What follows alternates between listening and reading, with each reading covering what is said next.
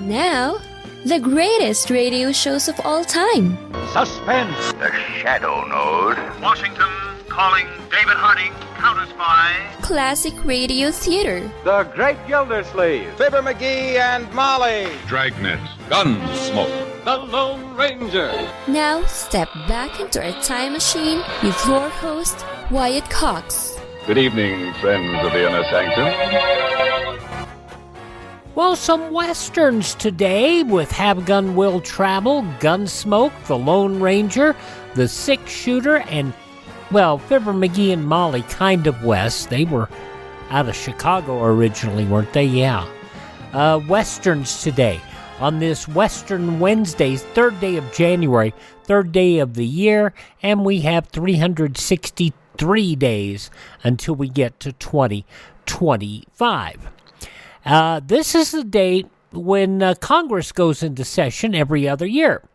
It'll be next year because we're halfway through the term right now. The 118th Congress will begin, already began on the 2023, January 3, 2023. It will end exactly 1 year from today, January 3rd, 2025. Now, the 20th Amendment became effective in January of 1934 during the 73rd Congress. Thus, the first session of the 73rd Congress convened in March of 1933, but the second session convened in January of 1934. So, I guess today is the second session of the 118th Congress. Are you as confused as I am? Congress is going on and still stealing from people, but that's nothing to be unusual about. 1777, General Washington defeated British General Cornwallis at the Battle of Princeton in 1777. Stephen F. Austin received a grant of land in Texas from the government of Mexico in 1823. 11 years later to the day, 1834, the government of Mexico, imprisoned Stephen F. Austin in Mexico City. Margarine, patented on this date in 1871 by Henry W. Bradley. At the time, it was known as oleomargarine. 1888, Marvin C. Stone patented the drinking straw. Remember back in the days when they were made of paper? Of course, today, they're made of paper, they're made of plastic, they're made of aluminum, and some of them are even made of wood. So there you go. 1899, the first use of the word automobile in an editorial in the New York Times. 1924, English explorer Howard Carter discovered the sarcophagus of Tutankhamun in the Valley of the Kings near Luxor, Egypt. 1938, the March of Dimes established by President Roosevelt.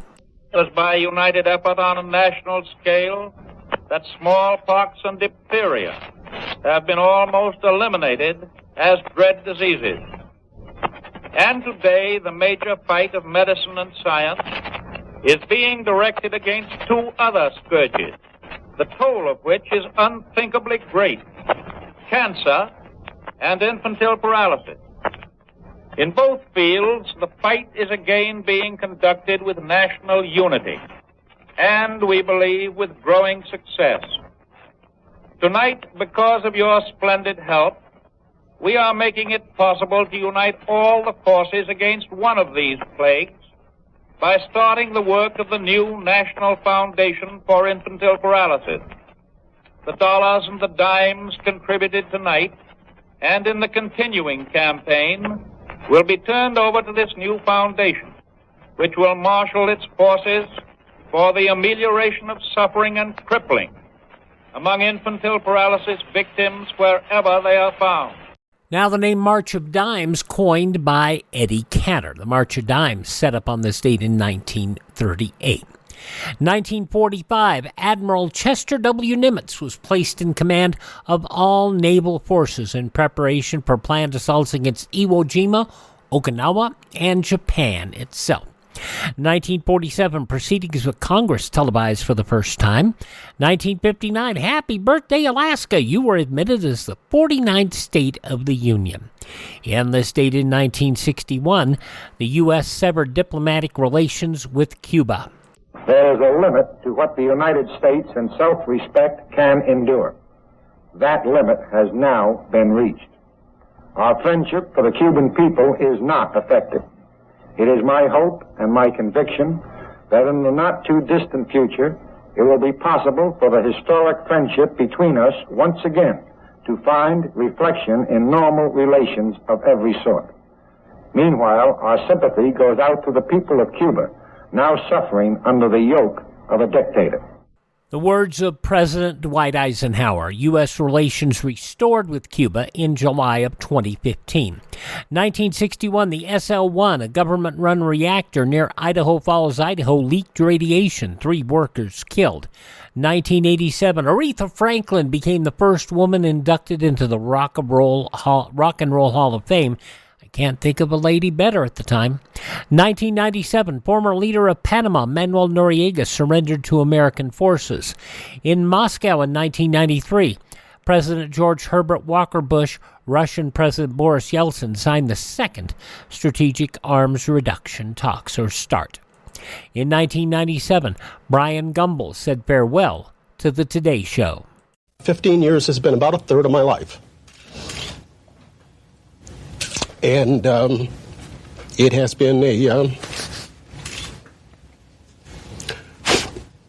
it's been a real pleasure and a genuine privilege to represent this program and the wonderful, wonderful people who put it on. Gumbel had hosted the show for 15 years, and it was on this date in 2000, the last Peanuts comic strip created by Charles Schulz. To me, the only thing that mattered was to try to draw the best comic strip that I could every day. And he did for a lot of years, Schulz passing away in February of that same year, about a month later, colon cancer. 2018, computer analysts reported 2 major security vulnerabilities named Meltdown and Spectre affecting the microprocessors of almost all computers in the world. Passing away on this date in history, Jack Ruby, the killer of Lee Harvey Oswald, hotelier Conrad Hilton, dancer Jose Greco, and Phil Everly of the Everly Brothers. Born on this date in history, those who are no longer with us include J.R.R. Tolkien, also actress Zazu Pitts, actress Anna Mae Wong, Welsh actor Ray Milland, entertainer Victor Borg, a very funny man, actress Betty Furness, and a man I have a connection with, although be it indirectly, Hank Stram, the former coach of the Kansas City Chiefs. I went to school with a number of his kids and a number of the coaches of the Kansas City Chiefs at the time.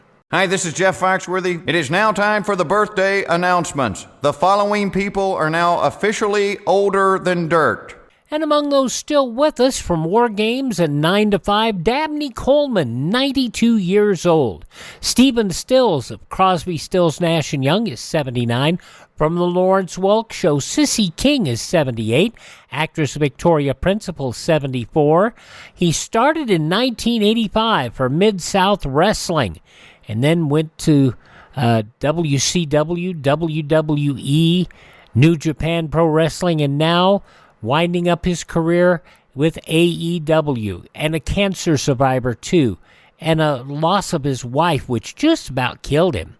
Jim Ross, 72 years old. Mel Gibson, 68.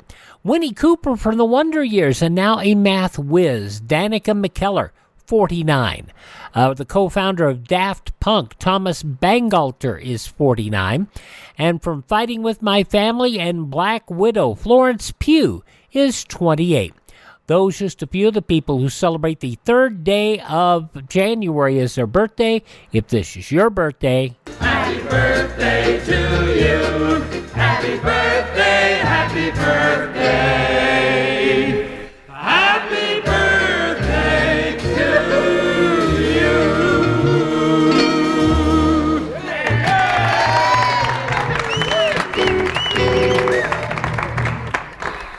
A Western Wednesday here on Classic Radio Theater with Wyatt Cox. We'll start off by heading out to San Francisco, California.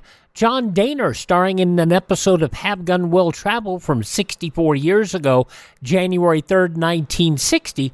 the return engagement. That's next when Classic Radio Theater with Wyatt Cox continues following these important words.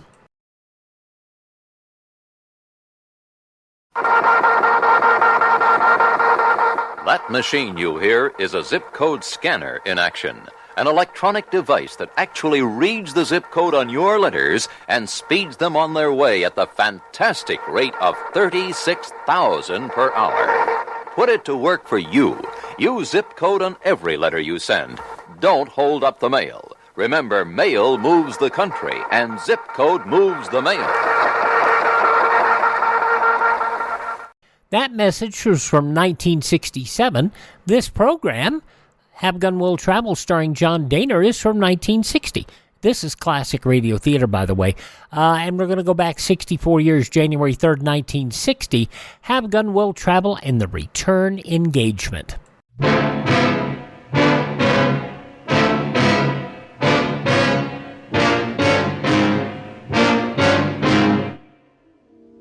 You caused an innocent boy to spend 6 years in prison. Other people have turned their backs on the wrong that has been committed simply because you're a woman. But I'm here to see that you stand trial.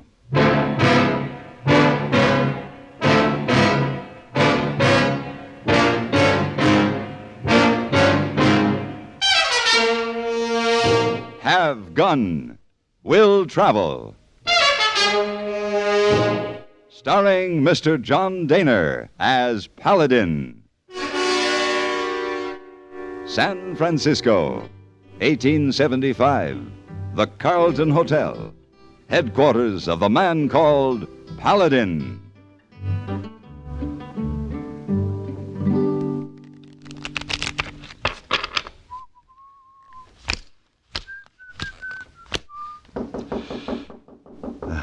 Come in. Oh, Mr. Paladin? Oh. Hello, hey boy. Oh, you play game solitaire, huh? Uh-huh. I see. Yeah, Mr. Paladin, you put up black ace. Huh? Oh. Yes, thank you, hey boy. Black ace, now we see. Yeah, make a red 6 on black 7? Oh, Oh, yes. What? Why? What's the matter? Over here like this, see? Hey boy, then make this one here. Yes, I see that. You put him here. Look, hey. And then this one. Hey boy, did you want something? How's that, Mr. Paladin? Well, you knocked on the door. I knocked on the... Oh, yes, this letter come for you. Oh, thank you. That's from a man named Todd Griffin in Tucson, Arizona. He wants to see me. Well, guess I better get ready to leave. Oh, Mr. Paladin, you gotta go right away, not even finish nice game of solitaire? Well, No, hey boy. I'd sort of lost interest in it anyway.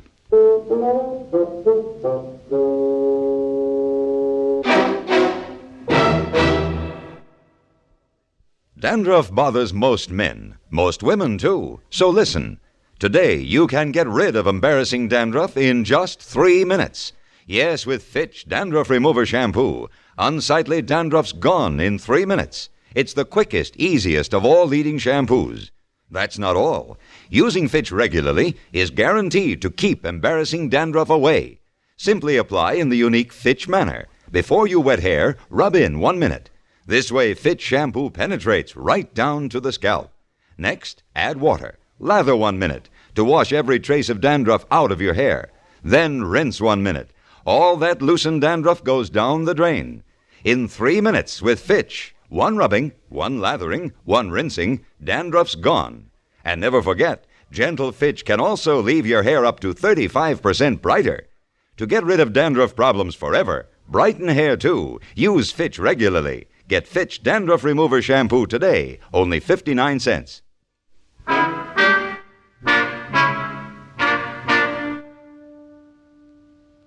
It was late afternoon, and I had several miles still ahead of me when a hush fell on the desert. The sky deepened in color, and a thin winter rain started to fall. The dust settled, and the new-washed air was clean and spicy with sage. When I reached Tucson, I was soaked through, and I decided I'd better have a warming drink before I checked into the hotel. I stopped at the Cantino, a quiet saloon in the old section. I finished my drink in a hurry, paid for it, and started to leave. Senor? Yeah, see you later, Wano. Un momento, Senor Paladin. What? A drink for you. Oh, no, thanks. No more, Wano. I've got to find a hotel. But the man at the end of the bar wants to buy this drink for you. End of the bar? Who? Which man? It is the tall man, young with the light hair. Oh, yeah. Well, all right, Wano.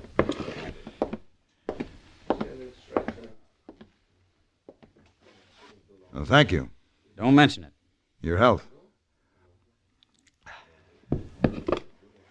You don't remember me, do you, Paladin? Well, Abilene.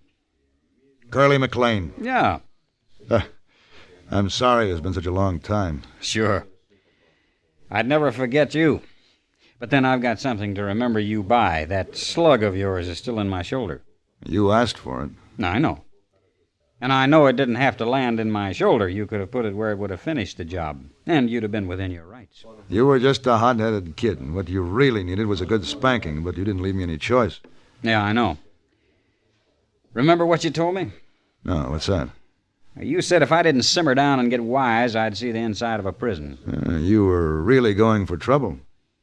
I want you to know I took your advice. Oh, I'm glad to hear it. I left Abilene, broke up with the old bunch, came here to Arizona, took a job, worked hard. Well, good.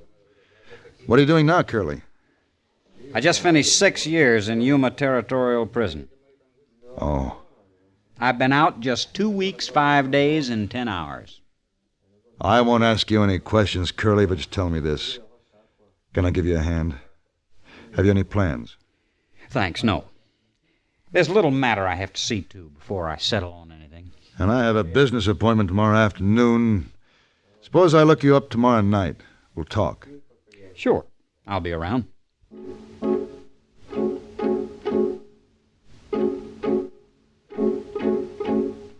That night and all the next morning, I couldn't seem to get Curly McLain off my mind. When we had our little run-in back there in Abilene, he was a wild one, hell-bent for trouble, but I felt he was a good kid who just needed a little help in the right direction. And I tried to give it to him. I thought I'd succeeded. I wondered what had gone wrong along the way. I started early for Todd Griffin's ranch, which was some distance out of town. I inquired for him at the house and was directed to the corrals. Mr. Griffin? Yeah? I'm Paladin. Paladin? Oh, yeah. Breeding stock? Yeah. Brought him in to strengthen my herd. Yeah. Nice layout you have here. I figure it's quite a bit to show for the 5 years I've been in business. I tell you why I sent for you, Paladin. I make it a point never to wear a gun, so I'll have to hire one. What makes you think you'll be needing a gun? A man is looking for me to kill me. How do you know this? He made the threat 6 years ago that he'd kill me the first chance he had. Why have you waited 6 years to get concerned about it? This is the first chance he's had. He'd been behind bars until a week before last. Oh? His name is McLain, a young fella. I'll show you his picture. If he ain't in town already, he will be soon. You can be sure of that. You want me to protect you from him. Yeah. Do you have any particular plan? He ain't very smart. We'll figure something. Mr. Griffin, why did he make this threat? What do you mean? Why did he say 6 years ago that he would kill you the first chance he had? I don't see how that's any of your business. No? No, that ain't any of your concern. Why, how, where, or what? For a darn good fee, I'm offering to hire your gun. Now, if you don't want the job, you say so. I'll get somebody else. No, I'll take the job, Mr. Griffin.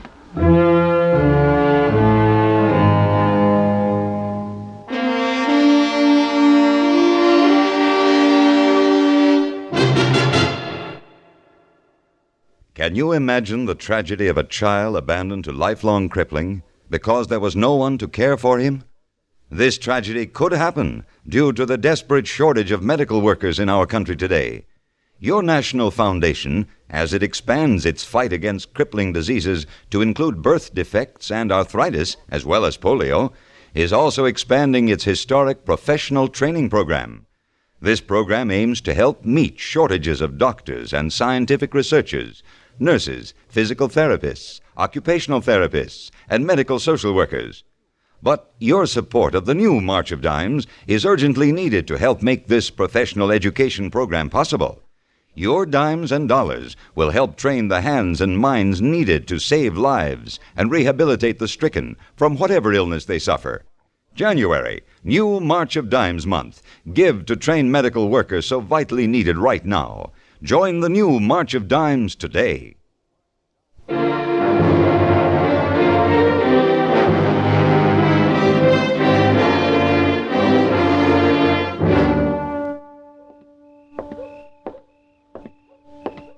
Curly. Hey, Curly, hold up. Oh, Paladin. You're a hard man to locate. I think I've missed you by one hand at every poker game along the street. I like to keep moving. Oh, why? What's on your mind?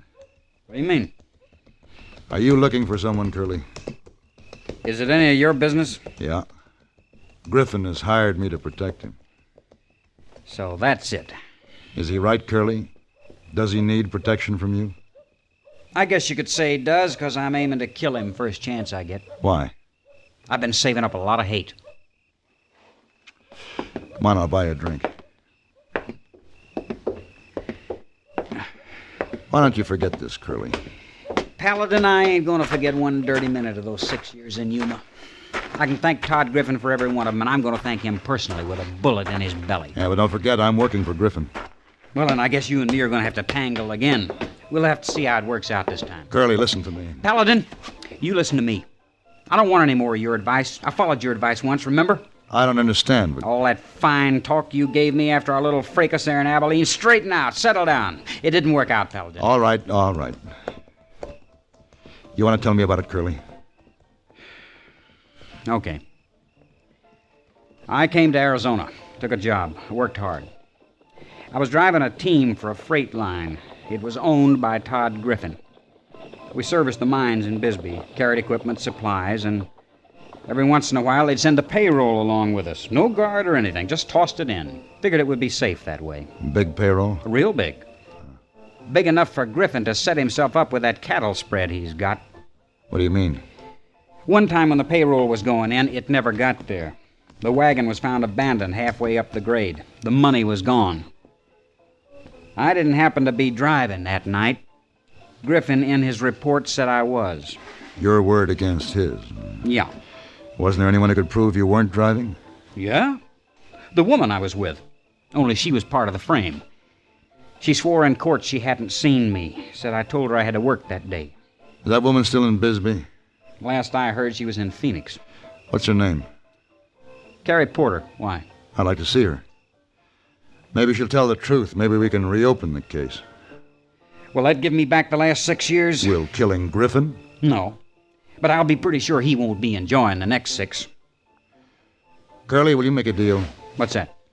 Will you give me a week? And promise me that you won't make a move for a week? All right, Paladin.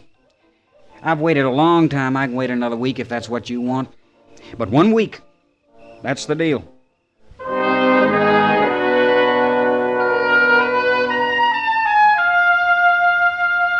I was working for Todd Griffin, but he said it himself he was hiring my gun. That was all. So I didn't question the ethics of my plan. When I found Carrie Porter, I realized I had my work cut out for me. She owned the Four Aces Saloon near the outskirts of Phoenix.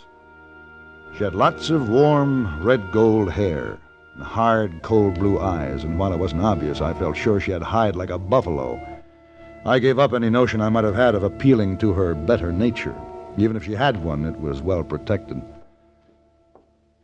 All right.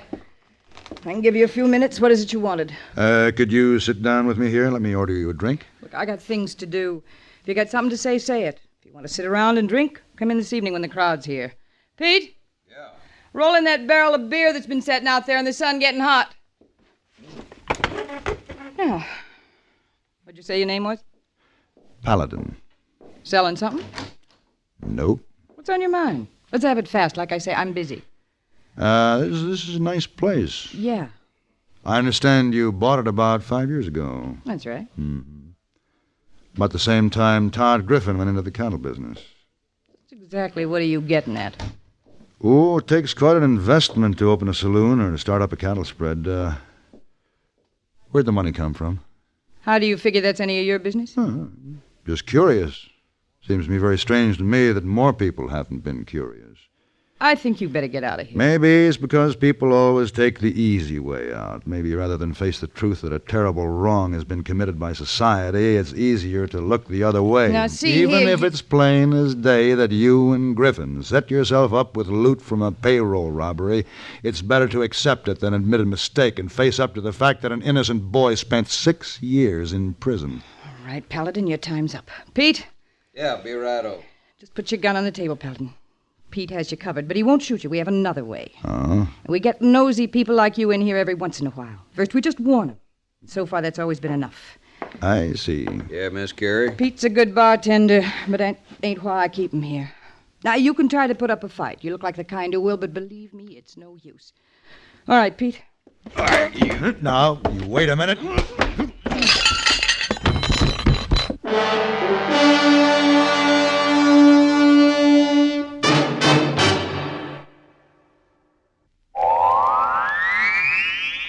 Oh, this miserable cold and my sinuses. Haven't you heard about Dristan?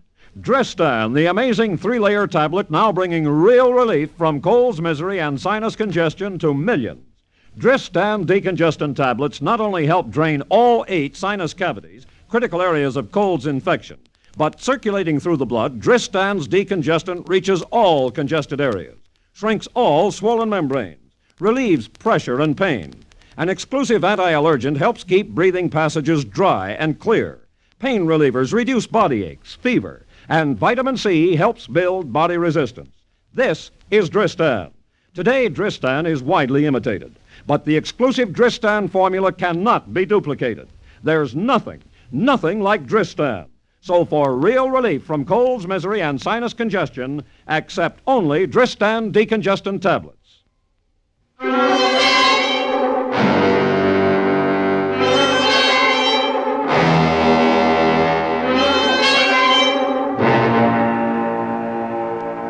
Carrie was right on both counts. 1, I was the kind who would try to put up a fight, and 2, it was no use. When I came to, I was stretched out on the edge of the desert. It was dark, and it was raining. Strangely enough, I was quite content just to lie there, which was lucky, because I couldn't move. A long time later, I started to think, and then I got mad. Finally, I was mad enough to find my way back to the Four Aces Saloon. On the way, I picked up a club. The place was closed. Pete was locking the back door. Who's that? Never mind locking that door, Pete. I'm going in. Hey! This is for you. Now, take care of it.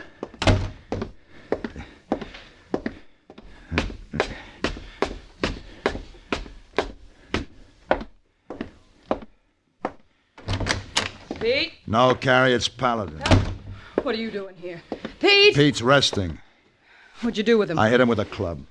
What do you want? A signed confession to just how you and Griffin framed Curly McLain.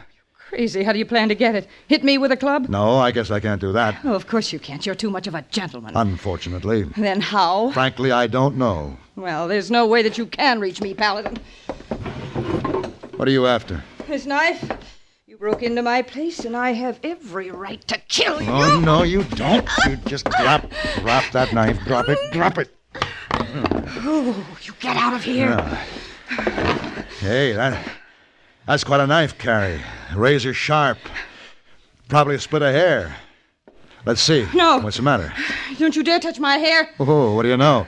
You're a vulnerable spot. Everyone has one. What are you talking about? You're very vain about your long red hair, aren't you, Carrie? What if I am? I don't blame you. It's very beautiful. It's the only warm thing about you. Quit shooting off your face and you get out of here. No, I have an idea based on the old truth. There's more than one way to skin a cat. You talk crazy. Carrie, I'm too much of a gentleman to hit you with a club, but I wouldn't hesitate a minute to give you a haircut. Oh, you wouldn't dare. Yes, I would. So let's get busy writing that confession.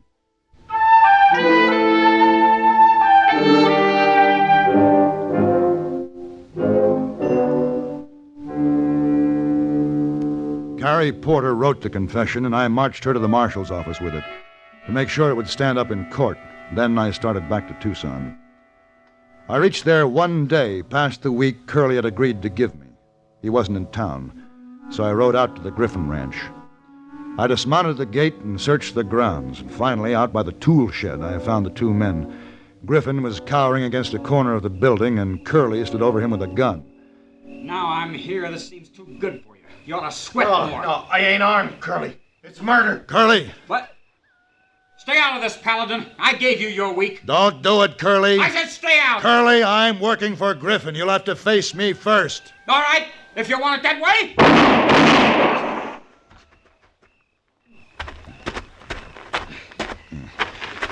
Curly?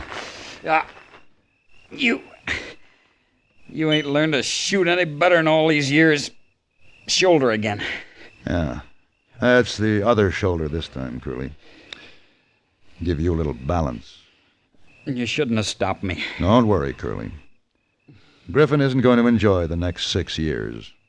Or maybe the 6 after that.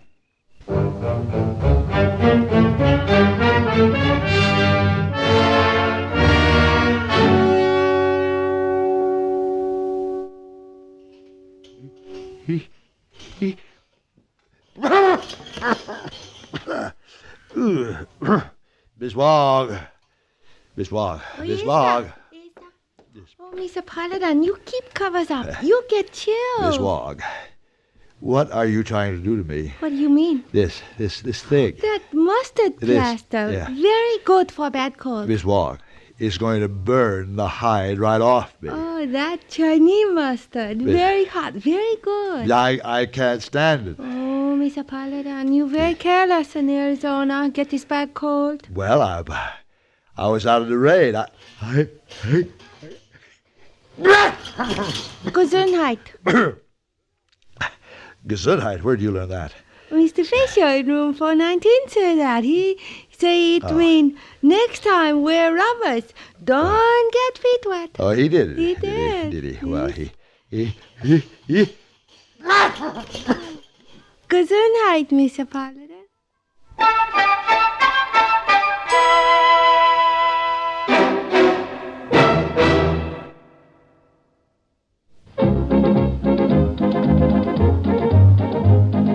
Winston tastes good like a cigarette should. Winston tastes good like a cigarette should. Winston gives you real flavorful, rich tobacco flavor. Winston's easy drawing too. The flavor comes right through to you. Winston tastes good like a cigarette should. A modern filter? Sure, Winston has it.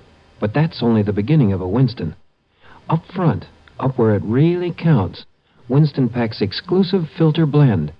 Light, flavorful tobaccos, specially selected and specially processed for filter smoking. Filter blend.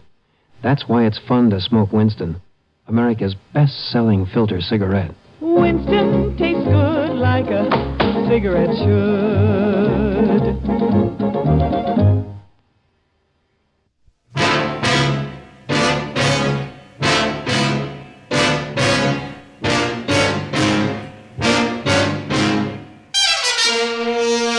Have Gun, Will Travel. Created by Herb Meadow and Sam Rolfe, is produced and directed in Hollywood by Frank Paris and stars John Dehner as Paladin, with Ben Wright as Hey Boy and Virginia Gregg as Miss Wong. Tonight's story was specially written for Have Gun, Will Travel by Ann Dowd. Featured in the cast were Lynn Allen, Harry Bartell, Lawrence Dobkin, and Sam Edwards.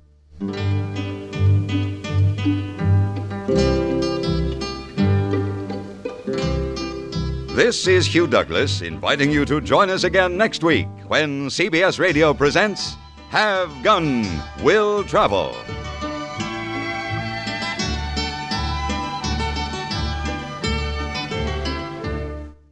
And the cleanness of that episode, I give all the credit in the world to Ted over at RadioMemories.com, who got us this copy of Have Gun Will Travel. 64 years ago, January 3rd, 1960. You compare Have Gun Will Travel to the quality of a lot of other shows of the 50s and 60s, and you'll understand why I always like to give him the credit. Alrighty, on Classic Radio Theater with Wyatt Cox, we'll slip back 7 more years. 71 years ago, January 3rd, 1953, William Conrad and an episode of Gunsmoke. This, by the way, is Classic Radio Theater with Wyatt Cox. And on tomorrow's show, by the way, another crime show with Dragnet, Screen Guild Theater, Suspicion, Gangbusters, The Lives of Harry Lime, and Mr. District Attorney. But up in a moment, Gunsmoke.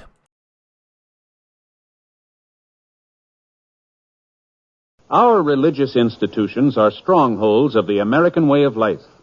Our country was founded by men who had faith in God and who were willing to endure hardship and sacrifice for the sake of that faith. Today, the religious institutions in your community need your interest and support, so take an active part in religious affairs. Your pastor, rabbi, or priest will give you invaluable family counsel and aid if you are a newcomer to the community. To face the problems of the future, America must be morally strong.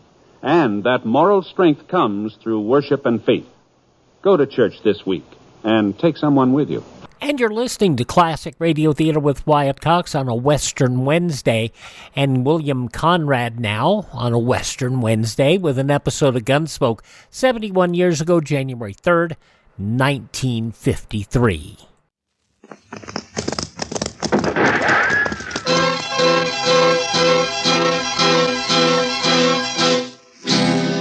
Around Dodge City and in the territory on West, there's just one way to handle the killers and the spoilers, and that's with a U.S. Marshal and the smell of Gunsmoke.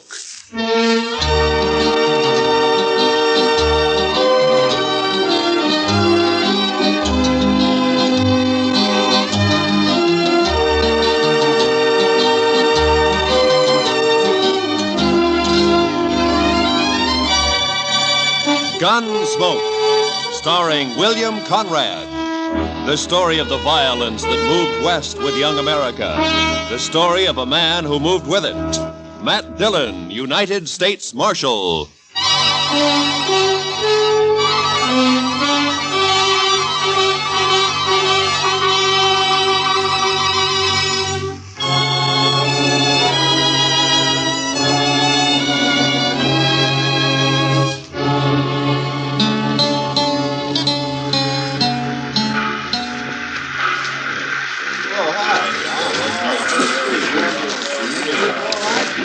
Four 20 p.m.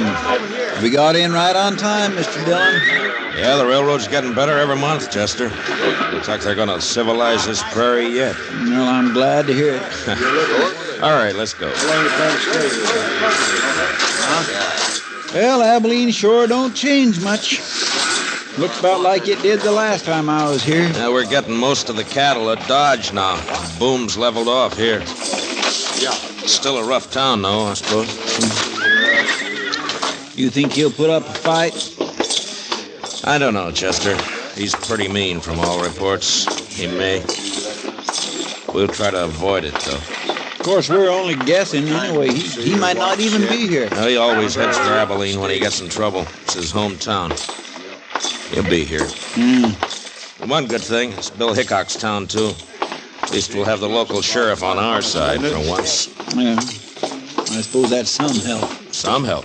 I'd rather have Wild Bill along than anybody I know. I suppose.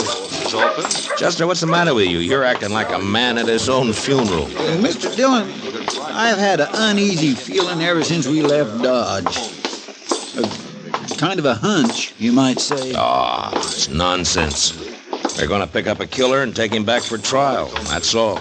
Maybe. And maybe not. Look, Chester, any man who lives by a gun knows down inside that he's going to die by one someday. But if he's got any sense, he keeps from thinking about it. Of course, he can't help getting a hunch now and then.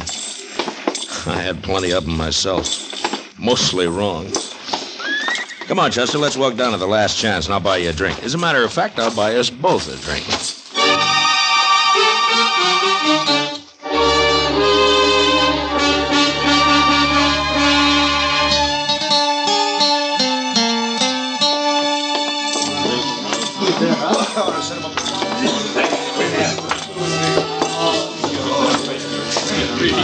What'll you have, boys? Rye for me. Yes, sir. You can make mine the same. A bottle of rye and a couple of glasses. Quite a crowd in here for this time of day. Yeah. I've been looking around for Wild Bill, but I don't see him. Suppose the Daggett kid might be in here, Mr. Dillon? Well, he spent most of his time hanging around the saloons while he was in Dodge. Here you are, boys. Drink up. Thank you. Oh, by the way, bartender, do you happen to know a kid around town by the name of... Who, mister? What? Oh, never mind. Allie's here, Chester. Down there at the end of the bar. Yeah, that's him, all right. Well, Sir Mr. Dillon? He's what we're here for. We gonna wait for Mr. Hickok? No. Come up on his left side, Chester, and watch his gun handle. Yes, Sir Mr. Dillon. I'm telling you, it was a funny sight you ever seen. Bullet knocked that scrawny hound dog end over end. First shot I fired. Caught him right in the back of the... That's the law. You're Jack Daggett, aren't you? That's right, mister. What about it? My name's Dillon, U.S. Marshal from Dodge. You're under arrest. You're kind of out of your territory, aren't you? Marshal's territory's anywhere. I'll take that gun of yours now. You will, huh? All right. Drop it. Drop the gun. Let go of my wrist! The gun! Drop nothing! You heard the marshal? That was easy, Mr. Dillon. A lot easier than what I thought it'd be. All right, Chester, put the cuffs on him. Yes.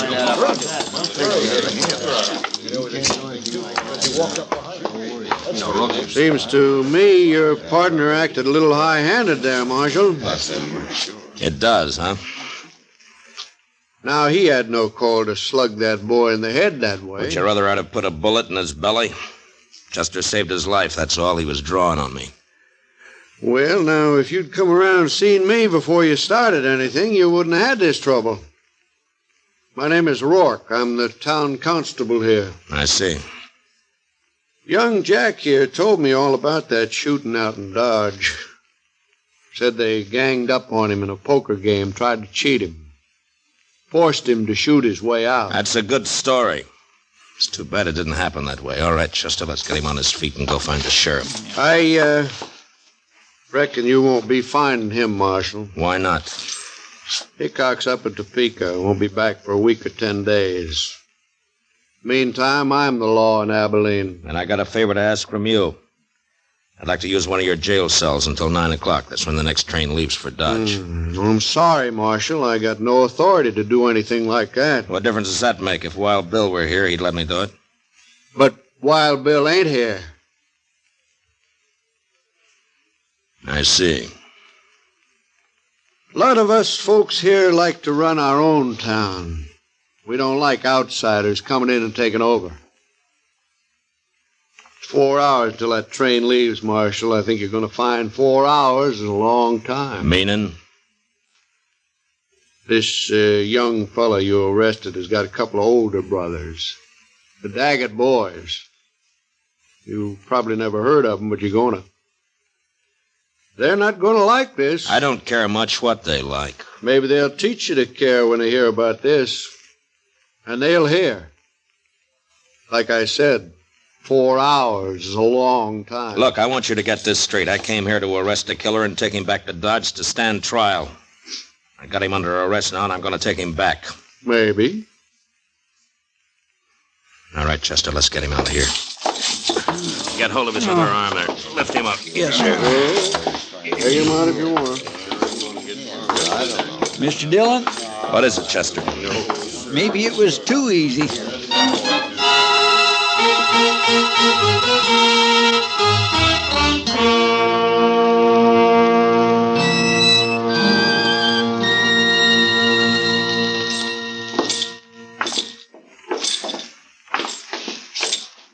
Yes, gentlemen.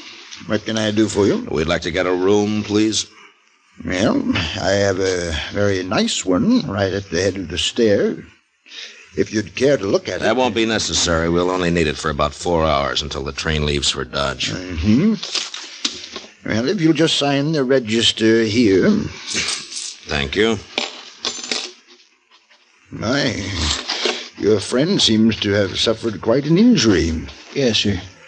He bumped his head. Oh, really? Well, it's certainly a bad cut just to have had. Boy, that's one of the Daggett boys. Young Jack Daggett. Yeah, that's right. I got him under arrest for murder. Now, where's the room? You arrested Jack Daggett? Right here in Abilene? Yeah. You said the room was up... And you're planning to keep him here at my hotel for the next 4 hours? Well, I can't stand out there on the street with him. Marshal, do you know what's going to happen when the Daggett boys hear about this? No, but I understand they may not like it very much. May not like it? I'm sorry, sir, but you cannot stay here. I will not let my hotel be made the scene of a bloody massacre. Now, just a minute, mister. You've rented me a room. I've signed the register, and I've got the key. I'm going to use that room until 9 o'clock, whether you like it or not.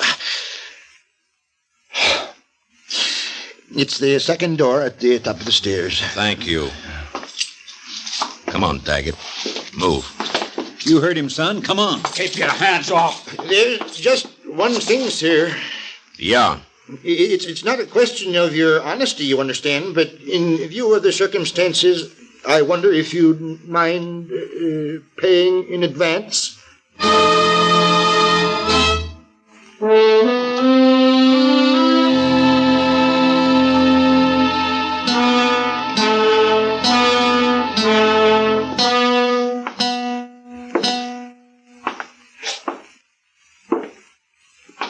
What time is it, Chester?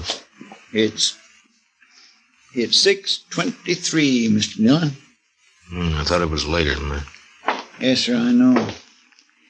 It goes pretty slow when you're waiting for something like this.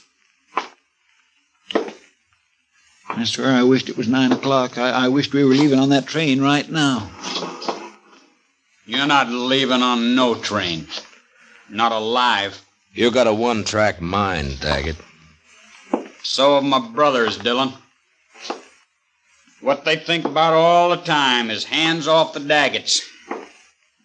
That goes for you or anybody else. Reckon we ought to stuff a pillow in his mouth, Mr. Dillon? Might not be a bad idea. You won't think it's funny when they come around. But maybe they won't come around. Maybe they decided... Cover the door from the other side, Chester. Yes, sir.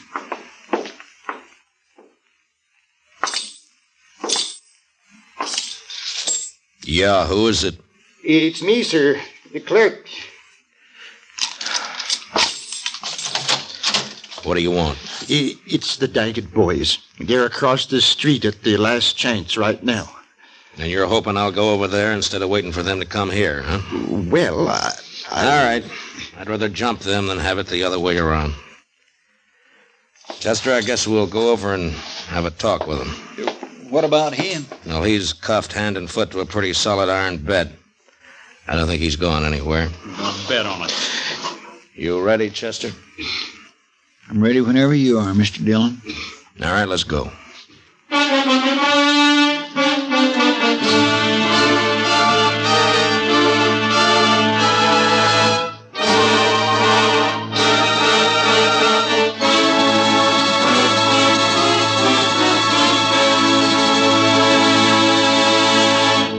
We will return for the second act of Gunsmoke in just a moment. But first, this Monday night on most of these same stations, be sure to be with us when Lux Radio Theater raises the curtain on its full-hour adaptation of the exciting screenplay Phone Call from a Stranger. Shelley Winters and Gary Merrill recreate their original screen roles in this dramatic thriller about the experiences of a lone survivor of an airplane crash in bringing the tragic news to families of the victims. Remember, it's on Lux Radio Theater this Monday night on CBS Radio. Now for the second act of Gunsmoke.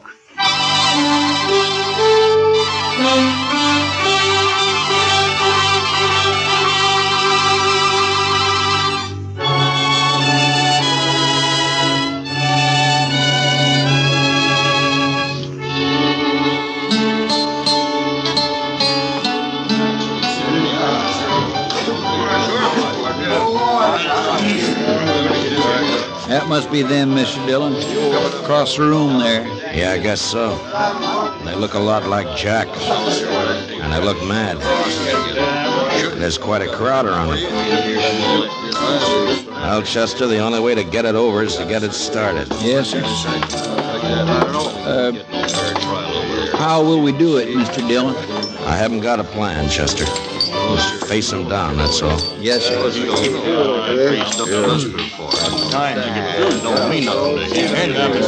Go ahead, it's your deal. You the Daggett brothers? What if we are? This is him, Jim. This is a fellow. Shut up, Rourke. You've been glad enough to stay out of this so far. Stay out of it now. My name's Dillon, United States Marshal from Dodge City. I got your brother Jack under arrest for murder. You probably heard about it. Yeah, rumors got around. I'm taking him out of here on the 9 o'clock train. He's going back to Dodge to stand trial. My guess is he's going to hang. Now, the point is, what are you going to do about it? Why didn't you wait? We'd have looked you up. You didn't answer my question. Still 2 hours and a half till 9 o'clock. I reckon we got plenty of time yet. We'll wait. Why wait? What's the matter with now? Would rather wait. Maybe you're trying to pick up some helpers among this bunch of hangers-on, huh? Well, look at them. Each one trying to sneak behind the man next to him. If you're counting on any help there, you better forget it.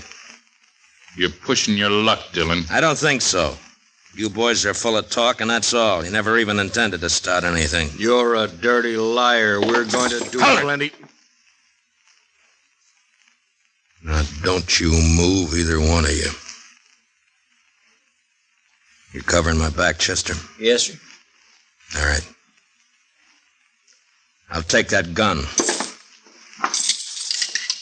Thank you. Yours, too. Sure. Sure play, Dillon. Where it stands now. Thank you. Here, Chester. Kick those back onto the tables. Yes, sir. All right, folks, just leave them lay, please. Don't nobody touch them. Here, Chester. Now hold on to my gun. All right, Mr. Dillon. Now just keep them off my back. Yes, sir. You. Come here. Sure.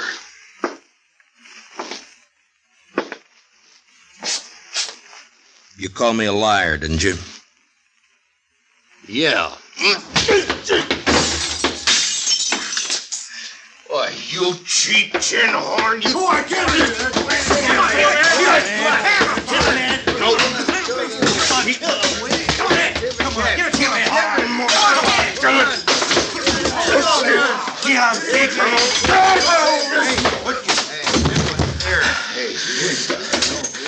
I thought you Daggets were tough.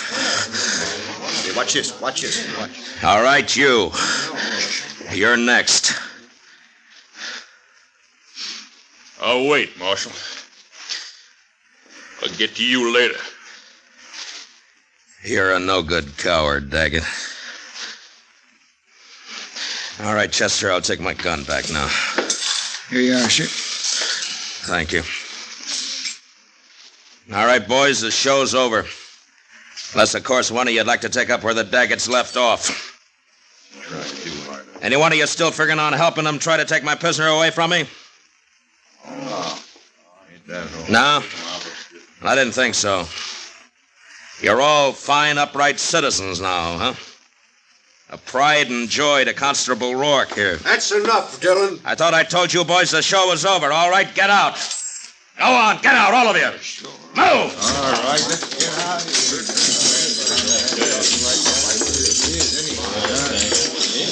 here. Marshal, I'd say you overreached yourself there. Stepped past the limits of your authority. How I enforce the law's my own business. I do things my own way. It's a way it'll get you killed someday. Maybe. I have to live in this town, Dillon. You don't know these Daggett brothers. If you cross them, you're through. I've seen it happen. Come on, Chester, let's go. All right, Mr. Dillon.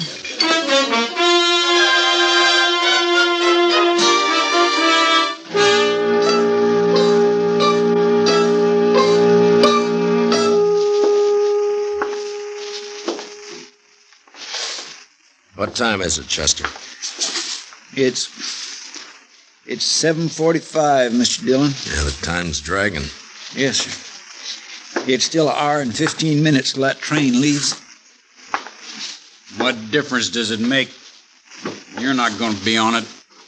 Neither one of you are. The way I'm figuring, Jack, we'll all three be on it. You wait and see. You'll never get to that train. My brothers will take care of you. They don't seem to be in any hurry about it. You wait. I sure do wish I hadn't had such an uneasy hunch about this trip. Forget it, Chester.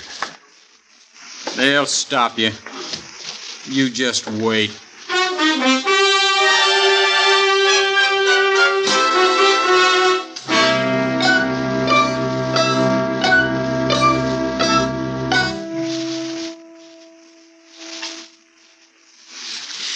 It's only 8:15. Mr. Dillon seems to be going slower all the time. Yeah, adds up, though. Won't be much longer now. 45 minutes, if the train's on time.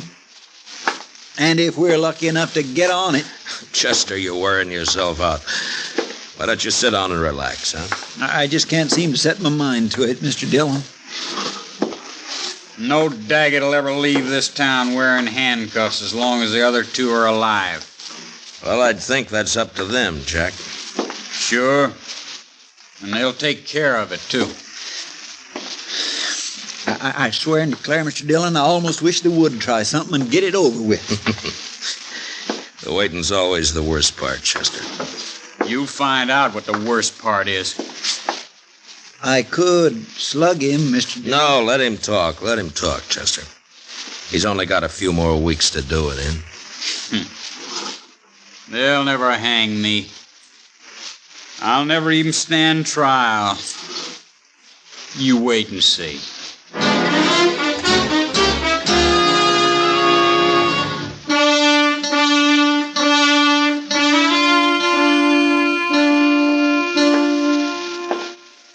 Chester? It's 8:30 exactly, Mr. Dillon. All right. Let's get started. A little early, isn't it? Won't take that long to walk from here to the station. It might if we have trouble. Yes, sir, I guess it might. You'll have trouble, don't you worry about that. Jack, why don't you get on a new subject? How are we going to take him, Mr. Dillon? Just drag him? If he wants it that way. Otherwise, he'll walk handcuffed to my left wrist. Keep him covered, Chester. I'll unlock these cuffs and get him loose from the bed. Yes, sir. Dillon, if you're smart, you leave me here and run while you still got the chance. Well, I've never been smart enough to run yet. Stick out your right wrist. All right. On your feet. Come on. You can put your gun away, Chester. Starting now, he's only going where I go. Now, come on, Jack. We got a train to catch.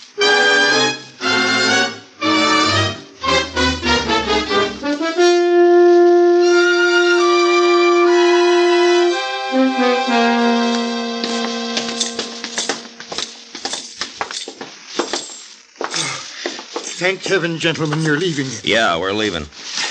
And I want to thank you for your wonderful hospitality. I'll be glad to recommend your hotel to anybody who plans to stop over in Abilene. Oh, I hardly know what to say, Marshal. You simply don't understand. You don't know these Daggett brothers. No offense personally, Jack. I have to live in this town, and I... Come on, Jack. You boys must run quite a bluff. You got everybody in town jumping sideways. You'd be smart if you did, Dillon. Good luck, gentlemen. Best of luck to all of you. All of us. Well, that's hedging his bet. Look there, Mr. Dillon. Not a soul on the street. Quiet as a graveyard. Yeah. They're going to make a play, Chester, somewhere between here and the depot. We can count on that. Yes, sir, I kindly figured they would. Especially after getting beat up over there at the saloon. Well, they would have anyway. And jumping them like that did one good thing. It scared the pack off. At least we only have to worry about the Daggets, not a mob. You'll think it's a mob Shut by up. the time... Now, from here on, you keep your mouth shut. If you don't, so help me, I'll slug you and drag you to the depot. All right, now let's go.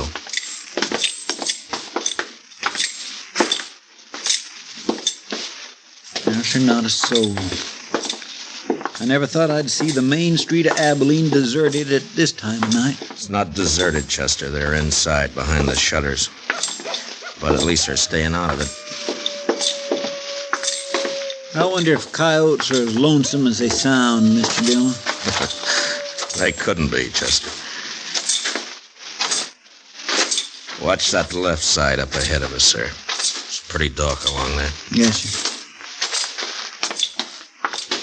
They might jump us from behind. I don't think so. Too many people watching.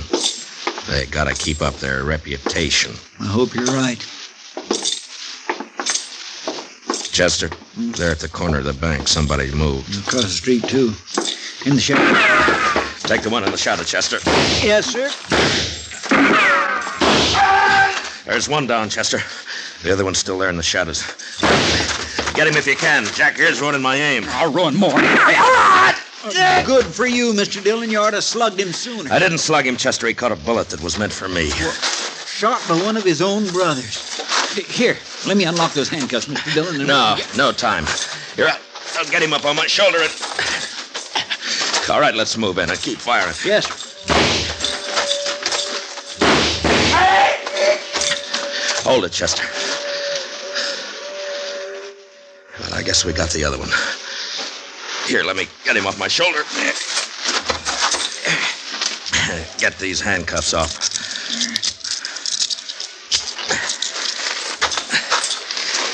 Well, there's our prisoner, Jack Daggett. Wanted for murder, killed by his own brother. Let's take a look at the others.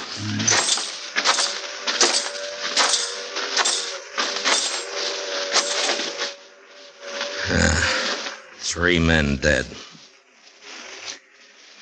Look down the street there, Mr. Dillon. They're all starting to crawl out of their holes. Sure. They're all on our side now.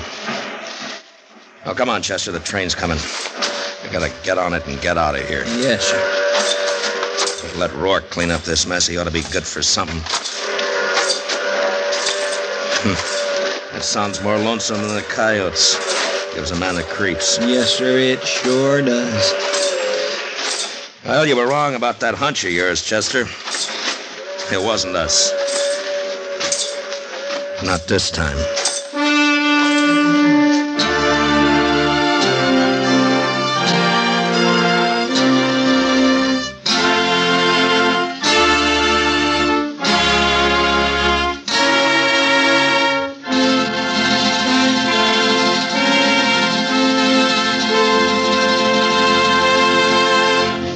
Gunsmoke, under the direction of Norman Macdonald, stars William Conrad as Matt Dillon, U.S. Marshal. Tonight's story was specially written for Gunsmoke by Les Crutchfield, with music composed and conducted by Rex Corey. Featured in the cast were Sam Edwards and Barney Phillips, with John Dehner, Tom Tully, Larry Dobkin, and Jim Nusser. Parley Bear is Chester. Gunsmoke is heard by our troops overseas through the facilities of the Armed Forces Radio Service. Join us again next week as Matt Dillon, U.S. Marshal, fights to bring law and order out of the wild violence of the West in Gunsmoke.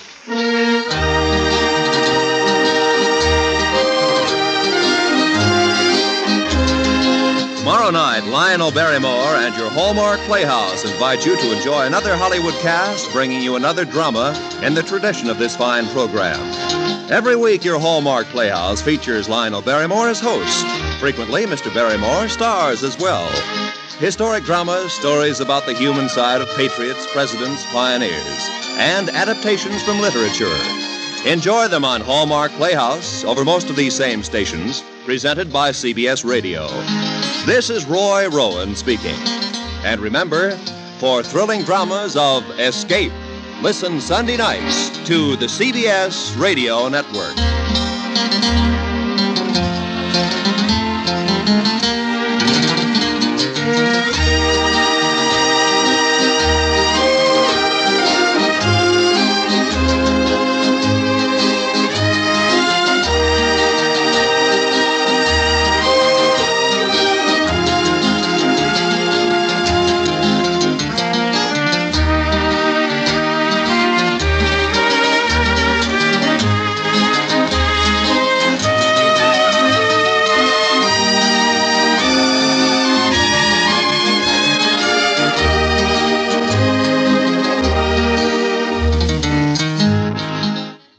"71 years ago, January 3rd, 1953, Gunsmoke here on Classic Radio Theater with Wyatt Cox. Visit our webpage, classicradio.stream, to help support the podcast. There you can find items for sale. You can also buy me a coffee. That would be good as well. You can also find information about classic radio collecting there. classicradio.stream. And always, thanks to our friend Ted at radiomemories.com, who supplies so many great shows. Now, an episode of The Lone Ranger, 73 years ago, January 3rd, 1941, and that's coming up following these important words. Everyone who works for a living knows that illness or injury may keep them from earning a living. Today, more than 9 out of 10 American workers are covered by Social Security, and each one should know that if he becomes severely disabled, he and his family may be eligible for monthly Social Security disability payments. More than 1 million people are now receiving benefits each month under this program. For more information about Social Security disability benefits, write to Social Security, Department 15, Hollywood 28, California, and ask for a free copy of Booklet 29 called If You Become Disabled. Thank you for tuning in to Classic Radio Theater with Wyatt Cox. For 8 years, Earle Graser was the voice of the Lone Ranger. He would begin in April of 1933, run until April of 1941, when he was killed. I believe it was in a car crash. Let me pull that up here because I want to make sure that I've got this right. His car crashed into a parked truck trailer on Grand River Avenue in front of a Methodist church in Farmington, Michigan. It was surmised he'd fallen asleep at the wheel while on his way from the WXYZ studios in Detroit, where he had completed 3 performances. By that time, he had voiced the Lone Ranger about 1,300 times and had some 15 million listeners in several countries, including New Zealand, Mexico, Canada, and South America. The Lone Ranger, in his final few months, Earle Graser, 73 years ago, January 3rd, 1941, as Custer Rides with the Lone Ranger.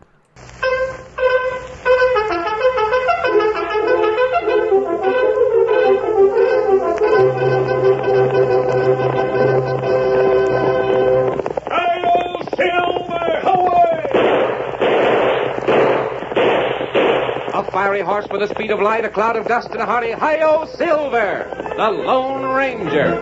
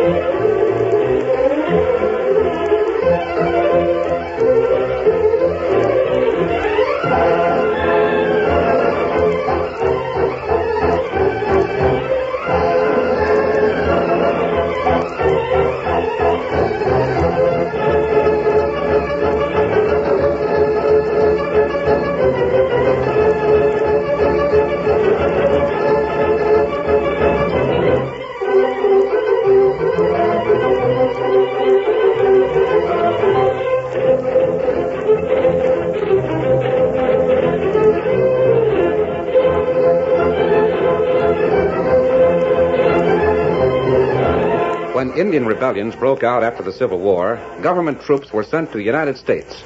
But the officers who commanded them were unfamiliar with Indian methods of warfare, and peace might never have been restored to the frontier if it had not been for the masked rider of the plains. It was his strength and courage, his daring and resourcefulness that made possible the winning of the West. Return with us now to those thrilling days of yesteryear.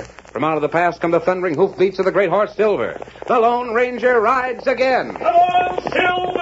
We're heading for the big horn! There's going to be trouble! Hi-yo, Silver!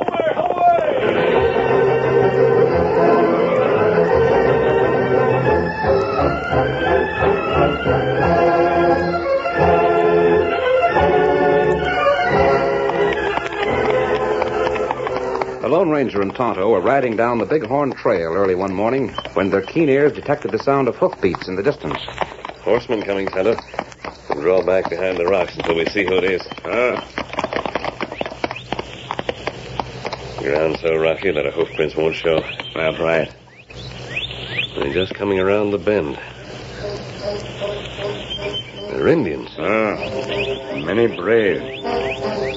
About 40 of them. What tribe are they, Kemosabe? What's the matter?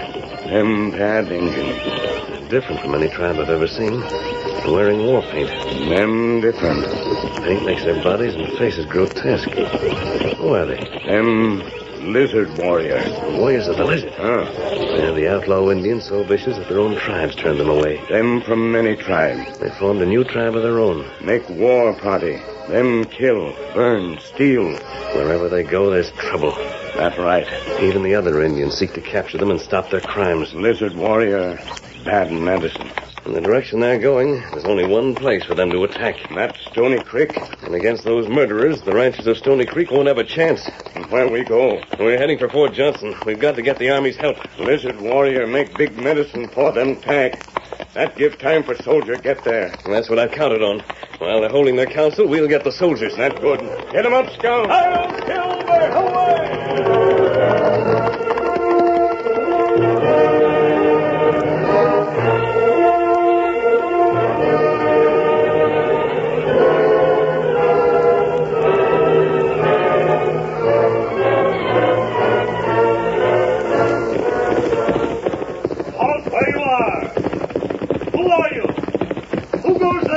Friends of General Custer, open the gate for me. The General's not seeing anybody. The General will see me. Tell him to speak from where you are. The General's not seeing... Hi there, guard. Let me speak. I heard that voice. Is that you, General Custer? Yes. Open these gates. Yes, sir.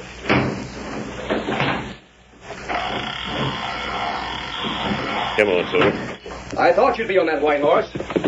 It's been a long time since we met. General Custer, you're needed badly.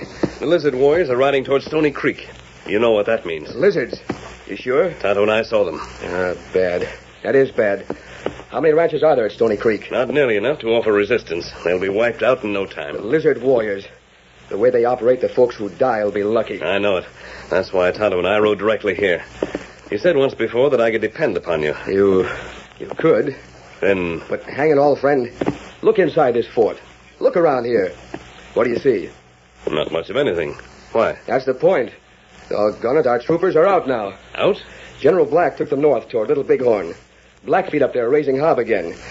Sooner or later, we'll have a real argument with them. You mean you haven't men to help the Stony Creek folks? Less than a score of men were left here. Only enough to put up some show of defense of this fort. But even a half a dozen troopers would help. Half a dozen, yes. But, my friend, you can't have a single man. I can't even help you myself. I wish I could. But General Custer... Black left me here under guard. I'm a prisoner. You? Yes, me, a general, a prisoner in my own fort. But I can hardly... Don't try to understand it, friend. I'm guilty of an infraction of the rules, so I'm being punished. Rules? Doggone. Rules and regulations. Why can't they understand that the thing that counts in this country is results? What's the difference? What's done to get the results? I understand, General Custer. Warriors, I wish you'd attack us here at the fort. How I'd like to get a crack at them. I'd be almost willing to fight them single-handed. That's practically what'll have to be done. The few men at Stony Creek won't be able to put up much of a fight. Look, try and turn the lizards this way. Try to make them attack this fort instead of Stony Creek. They know better than to attack the fort. Their leader's cut. Their leader's the one I'd like to know more about. Oh, why must I stay here? A prisoner, helpless. The confounded way fate operates. I'd better get along, General Custer. As long as you can't help us, we'll have to find some other way. What'll you do? Head for Stony Creek. You won't fight him alone. And Tonto's with me. But the two of you, what... There are a few men at Stony Creek. But it's suicide. You'll be massacred along with the others. At least we can get some of the lizard warriors before they get us. You can't. You're too valuable to the West. Why go into a fight that's hopeless? You'd be in it if you could, General. Yes, I suppose I would, but you're... If General Black does return before it's too late, you can tell him. He won't be back. Not for a week at least. Then there's little you can do. Little? You mean there is something I can do? I don't know what it would be. Perhaps I should have said there's nothing you can do. Goodbye, General Custer. Come, Tonto. I'll silver away! Look at him. Look at that Lone Ranger ride. Why can't a man like that have the help he needs? He said there was little I could do. Then, sir, he said there was nothing you could do. That man said little first. He meant there was something I could do. He don't waste words. Now, what was he thinking of? You're a prisoner, sir. Oh, shut up. Don't I know I'm a prisoner? Now, what did the Lone Ranger have in mind? Something I know. I wonder.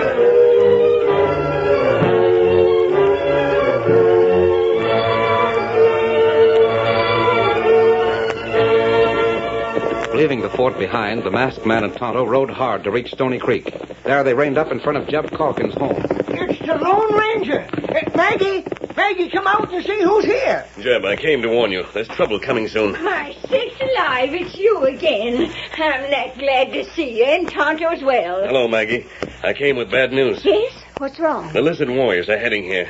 As soon as they've made their preparations, I think they'll attack. The army. We got to get to the army post for help. All the soldiers are north at Little Bighorn. Oh, then we are in a fix. What can we do? Round up all the ranchers. Bring them here to your place. I'll get them, but what we can do to stop them fellas, I don't know. Son, you know we ain't got a chance against them lizards. We'll have to plan a way to trap them. Oh, I've been dreading that it'd get here sooner or later. We thought the army would be here when the time comes. The warriors will spend tonight dancing in the hills and attack at dawn. That's their custom. It'll give us time to do what we can. Hurry up, Pa. Tonto, will you ride into the hills and scout the warriors? Get as near as you can and learn their plans. How to do that? Come back and report before the moon rises. Get him up, Scout. Look at Tonto travel. Oh, ain't he going into danger? Tonto's used to danger. At least we're warned. I don't suppose there's much we can do. Scattered as you are, there isn't a thing you can do. If you'll get everyone together, you can make a stand for a time. I'll do that, all right. There's just a handful of us when we're all together. And we'll try to find some way to beat the lizards. You got a scheme? And don't pin too much faith on my scheme, Jeb. If we were dealing with Indians, it might work. But I think... If we was dealing with Indians, sakes alive, what do you call them lizards? Ain't they redskins? I have an idea, Maggie, that they're led by a white renegade. Is that so? And he won't be fooled by the things that might fool an Indian leader. All we can do is our best.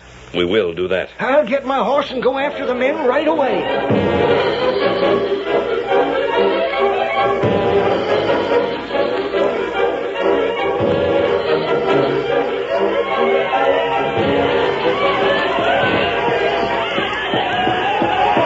The Lone Ranger was right. The leader of the savages was a white man, one of the worst renegades in the entire West. He knew that to keep his murderous band together was necessary to maintain the old traditions of the war dance and arouse them to a frenzy before making an attack. In a basin not far from Stony Creek, he shouted encouragement to the painted redskins. Go to it. Dance yourselves crazy. There's gold and silver and cash for you. You'll be glad before you're done that you listen to me.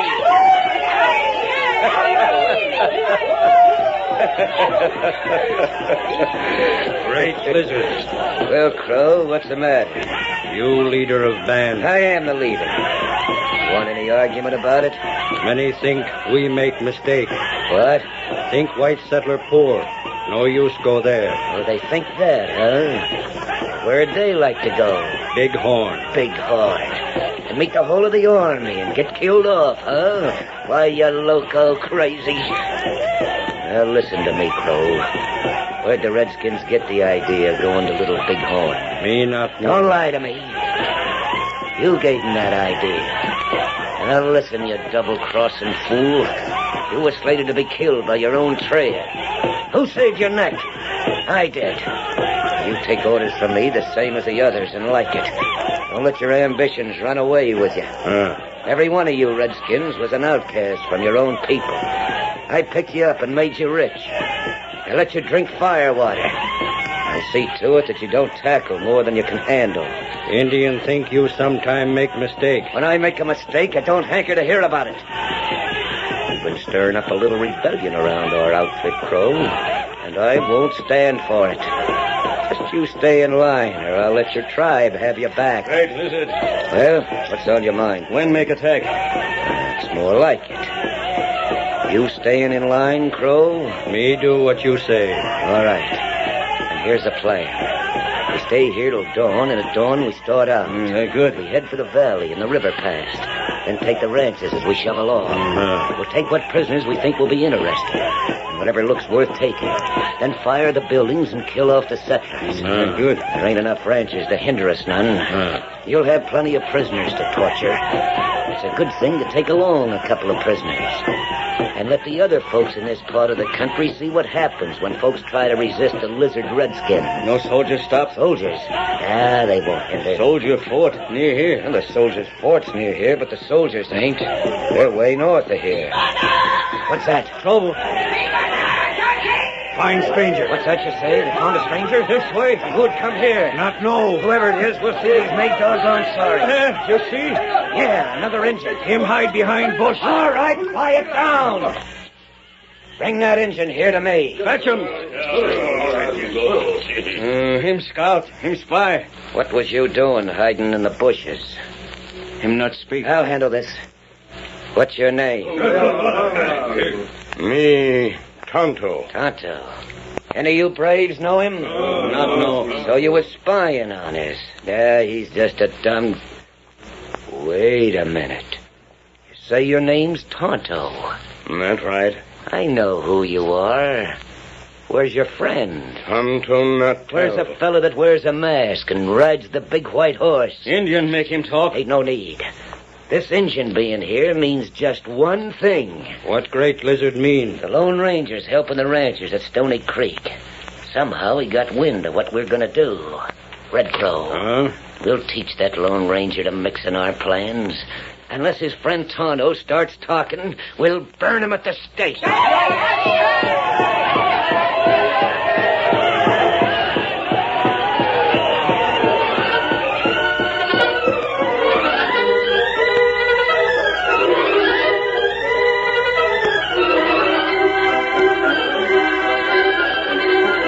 The curtain falls on the first act of our Lone Ranger story. Before the next exciting scenes, please permit us to pause for just a few moments.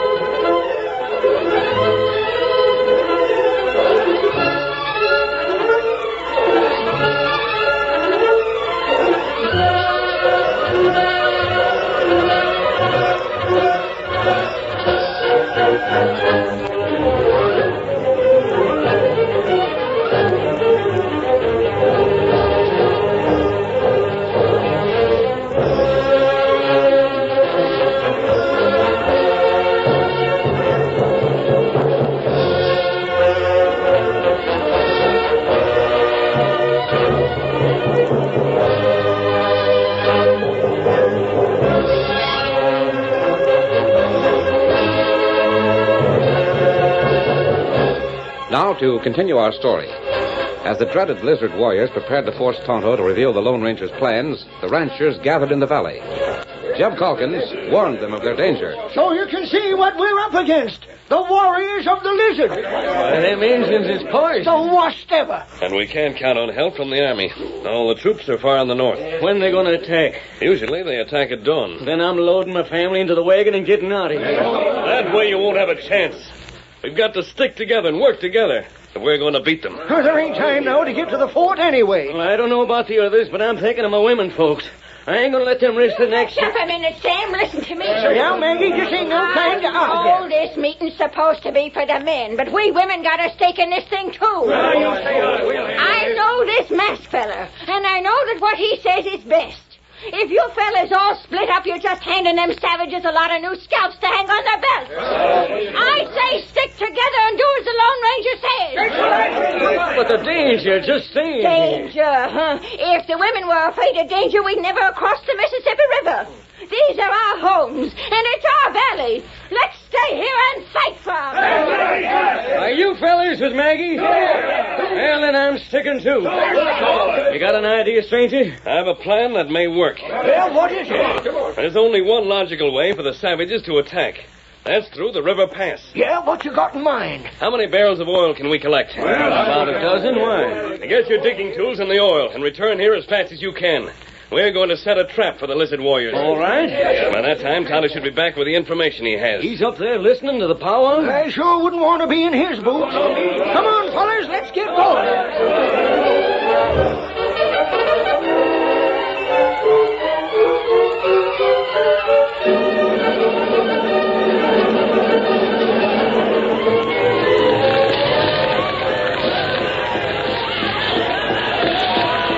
I'm giving you the last chance, Tonto. You talk or you'll be thrown in that fire instead of the next log. Me not speak. I'm not only giving you the chance to live, but I'm giving you the chance to join up with us and get rich. Well, what are you laughing at? You plenty big fool. There. Now, look here. It ain't much I'm asking. Only tell me where the Lone Ranger is and what he's scheming to do. You fool. All right, that's enough. Oh, Tony, throw him on the... What's that? Them our horse. Horse, all get loose. Get them horses. How they get loose of the ropes. Get them herded. Get them, you redskins. Get the horses and stop that shoot. Hey, you, Tonto, this way. You, General. Come on, here's your horse. Hey, Gun, you come back here. Take it, Lizard. Get going, Tonto. Ride. Get him up. Go. Get up there. Get up.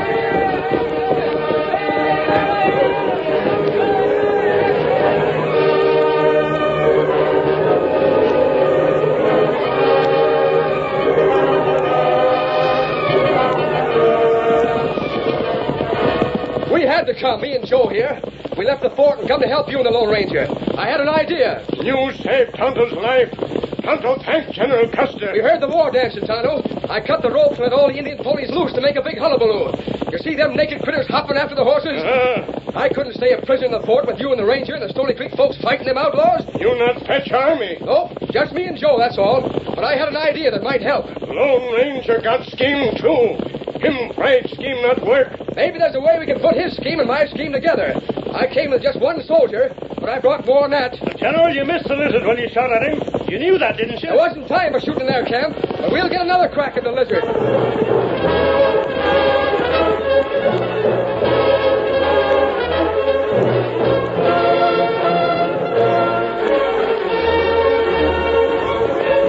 Tonto and the General separated just before they reached Stony Creek. Tonto rode on to meet the Lone Ranger. Tonto. Me come. General Custer, help Tonto. Custer? Lizard tribe catch Tonto. Put him to stake. And General Custer saved you? That's right. Tonto got plenty to tell. What are the lizard's plans, Tonto? Them come this way, through River Pass. Just what we figured. Them plan raid ranch all way. He won't find any ranches to raid till he gets here. This is the first one he'll come to. All of the settlers have gathered here. Them dig trench? Yes. We'll fill the trench with oil and set up a wall of fire when the savages get close. That'll stop them for the time being, at least. Tonto tell Custer that. But where's the general now? Him go back short way. Him got plan too. How many men are with him? One soldier. Just one, huh? Not much help from that source. We'll simply have to hope that the fire will frighten the horses of the lizard men so badly that they'll bolt. If the leader were an Indian, he might be frightened, but not that white man. What him do? I'm afraid, Tonto, he'll simply call his men together and wait for the fire to burn down. What did Custer say about it? Him say same thing. But there's nothing else we can do. Maybe we help settler dig. Yes, we can do that. We're ready with this section, mister. Now what? Fill it with the oil. We haven't much time. Right. I'll give you a hand with it. Smash in the head of that barrel. Now tip it into the trench.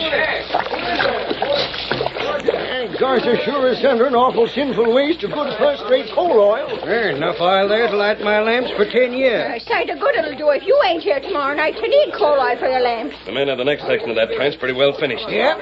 Hurry up there, boys. Throw that dirt out. We ain't got much time. When do you figure they'll start attacking? Blizzard say daybreak. Daybreak, huh? That ain't far off now. Here, Jeb. What's that, Maggie? All the guns we got. I got one pistol.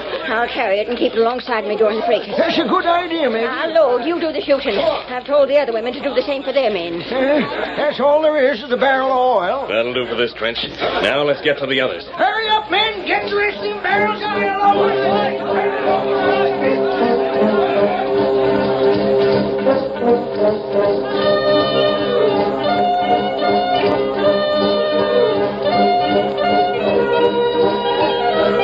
By dawn, the trenches were finished. The Lone Ranger had instructed all the settlers. They stood silent, grim, waiting for his command. Coming now. This is it, Jeb. Steady. Don't fire till they're close enough to make shooting worthwhile. The men will all wait for me to fire the first shot. Savages are shooting. I can't see the lizard no place. He'll likely stay in back where it's safe. All right, Jeb. Fire.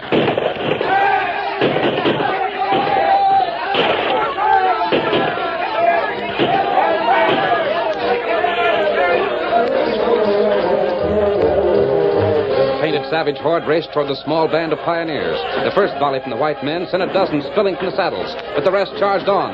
Then the Lone Ranger's voice rang out. Now, the torches! The torches, boys! Light the oil! Torches flared through the air as they were tossed into the oil-filled trenches. Flames shot up.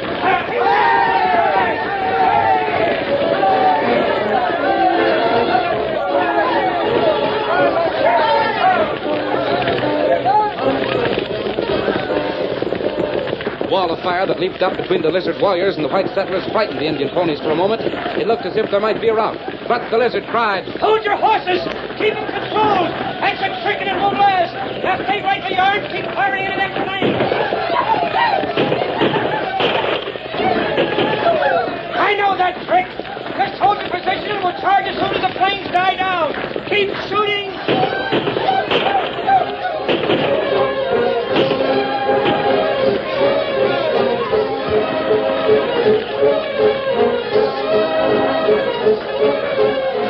No use, mister. They ain't running like what we figured. No, they're not. Blizzard, no trick. They're just beyond that fire. They'll wait then close in when the fire's died down. How long can that oil last? Not long, Maggie. Tonto. Wait.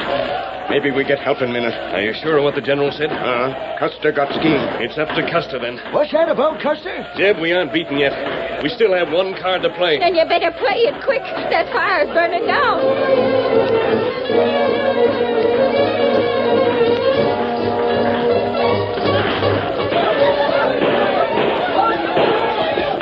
Fire's getting lower now. Soon we charge. Me want plenty whiskey. You'll have all the whiskey you can drink as soon as you wipe out them settlers. Lizard. Well, Tony. You sure Soldier North? I told you they was in the north. Soldier steal Tonto. 2 men. Well, what's 2 men? Besides, they ain't around here nowheres.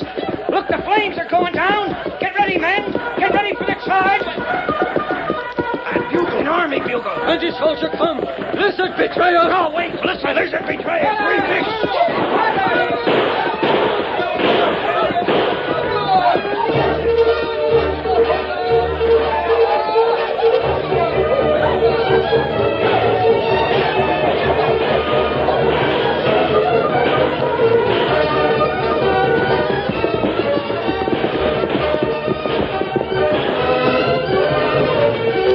What appeared to be the full force of the army charged down the hillside, and the clarion tones of the bugle sounded defiantly. The Lizard's men, believing the odds to be overwhelming against them, fired one more volley, then turned and raced for safety. They're leaving! They're clearing out! Look, they're gone and left us! Great sakes alive! They shot the lizard, too! They got the lizard! That's a better end than he deserved. Has General Custer gone completely loco? Look! Can you see them horses? Yes, Maggie. There are no soldiers on the horses. You mean to say the general... Custer's a hard man to beat, Jeb. He took all of the extra horses from the fort, roped them together, and led them. He brought a bugler. And the Redskins thought the whole of the army was after him. That's the way it seems.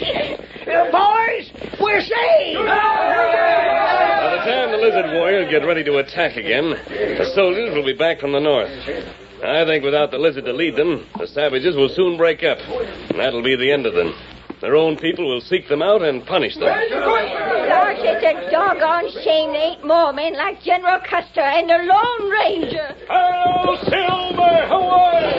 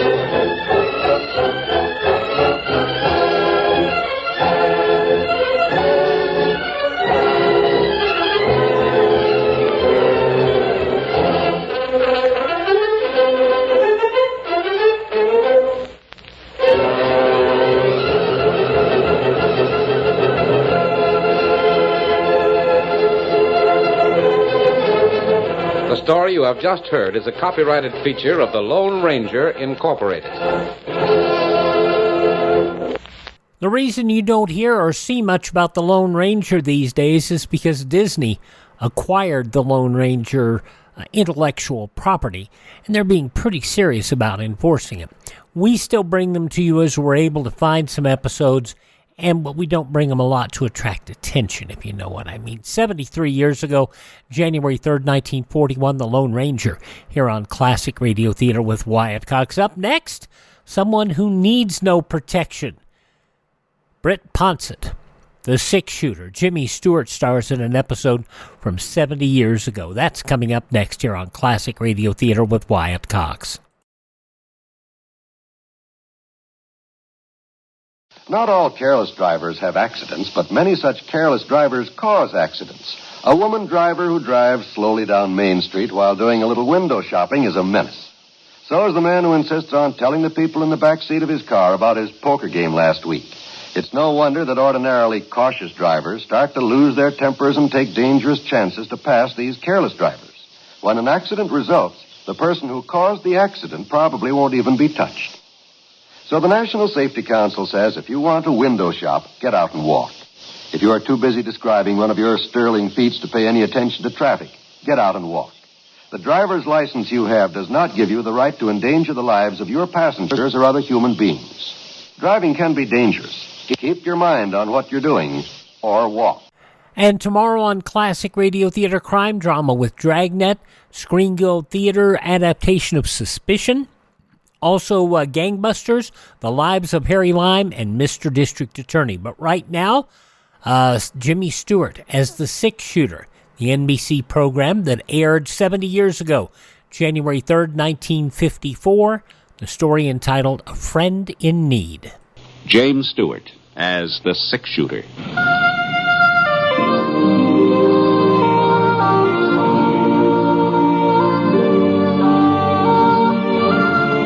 The man in the saddle is angular and long-legged. His skin is sun-dyed brown. The gun in his holster is gray steel and rainbow mother of pearl. Its handle unmarked. People call them both the six-shooter.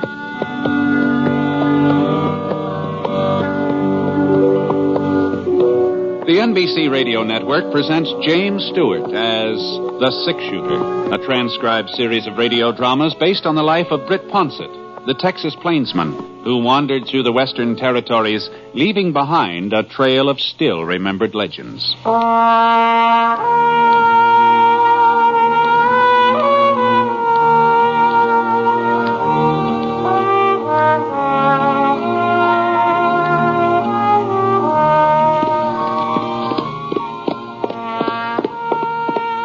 Yard Canyon, that's what folks called it. Probably there was another name, more official, written down on a map in the territorial capital, but the people around Smoke Falls, they just called it 50 Yard Canyon. You see, it was only 50 yards wide, someplace even narrower, but it was close to 35 miles long, and riding through it was sort of like riding between two giant slabs of granite, all polished and smooth the way a gravestone's fixed up. Except that these slabs were close to half a mile high. Well, anyway, that's what we were coming into, Scar and me, following the trail east to Smoke Falls. We were just getting on toward daybreak, and the sky was kind of a oatmeal gray, heavy and wet, and waiting for the sun to come up to stir some life into it. We rounded a sharp bend, and Scar flared his nostrils and slowed down to a walk. What's the matter, boy? Come on. Come on. The canyon got a little wider up ahead, and the sides angled up somewhat gentler than usual. I saw some clumps of trees and some mesquite, but it was still too dark to see anything real plain. I got off Scar as fast as I could dive out of the saddle. What the Sam Hill? Now, who in the thunder are you shooting at? I ain't particular, mister. Well, I am. I couldn't make him out. He was just a shadow part way up the canyon wall, maybe 30, 40 feet. His gunfire gave me a pretty good notion of where to aim. For a couple of minutes, everything was real quiet. I didn't stand to reason that I'd hit him with that shot. I hadn't. I inched my way across the floor of the canyon. I started up the side. The bullet nicked a rock right about a foot left of my face.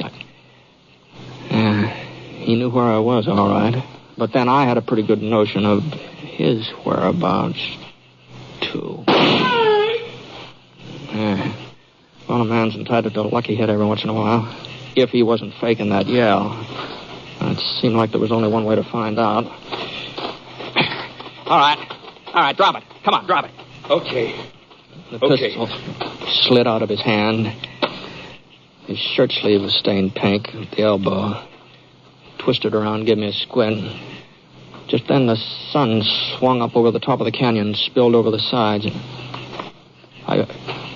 Why, Art. Hey. Art Hamper. Who'd you think you were? Holy mackerel, Britt. Well, I'll be doggone. You're just about the last person in the world I ever expect to bump into out here. Yeah, well, you sure were expecting to bump into something. Yeah. What's the trouble, Art? Who are you gunning for? Somebody's gunning for me. Huh? Clyde's dead, Britt. Clyde? What? He was shot yesterday morning. Shot in the back. Well, you know who did it? I know who the sheriff says did it. Me. What, he thinks you killed your own brother? Stepbrother. Clyde and me weren't real kin.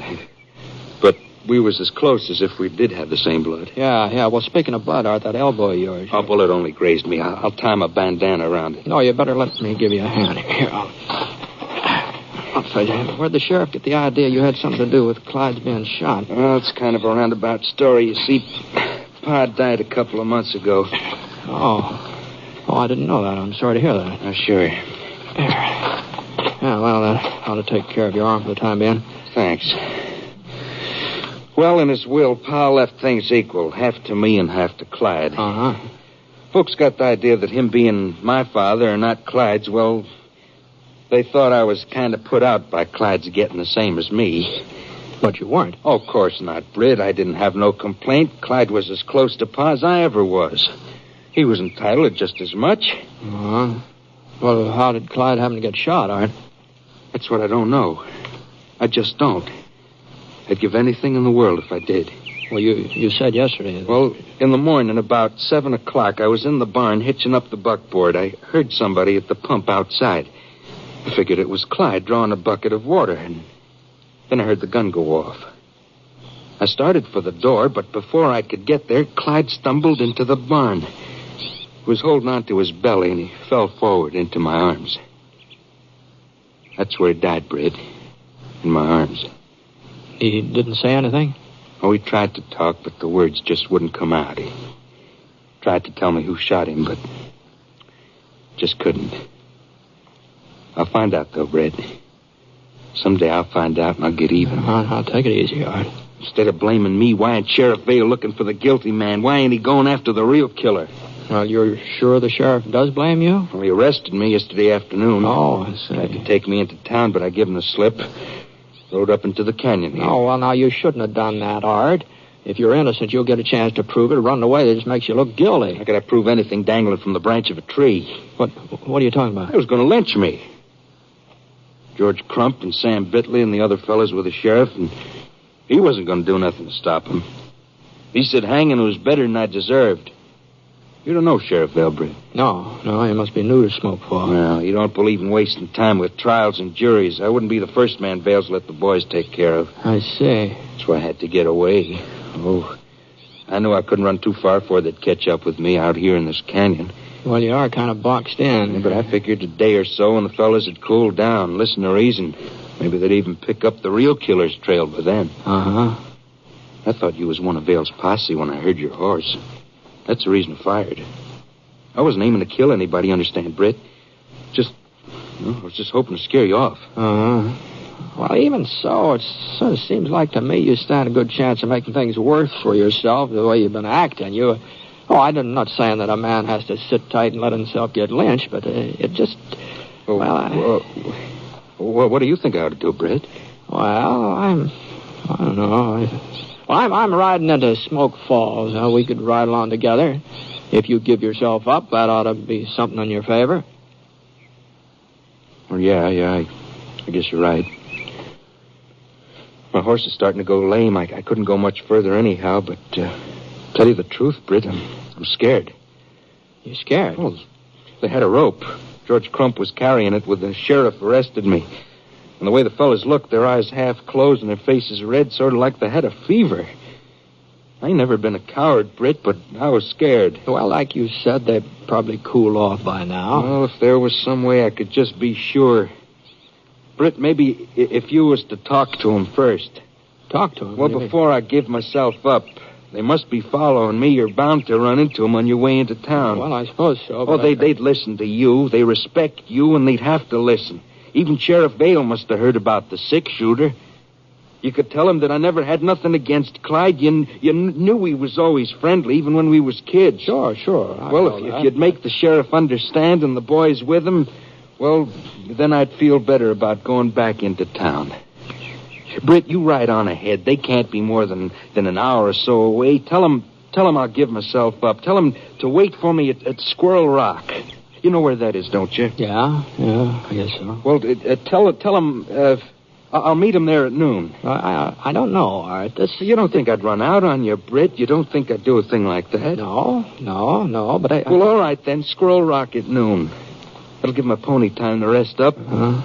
Afterwards, after I'm all straightened out with the sheriff, we'll find out who killed Clyde. You'll help me find out, won't you? I'll help if I can, Art. Thanks, Britt. There's just one thing, though. Yeah. Now, suppose I don't meet up with the posse. Well, you couldn't very well miss them here in the canyon. No, maybe they've turned around. Maybe they've gone back. Well, in any case, I'll be at Squirrel Rock at noon. If the posse ain't there, you wait for me just the same. I'll go into Smoke Falls with you. All right, Art. All right. I guess you know what you're doing. All right. I'll be seeing you.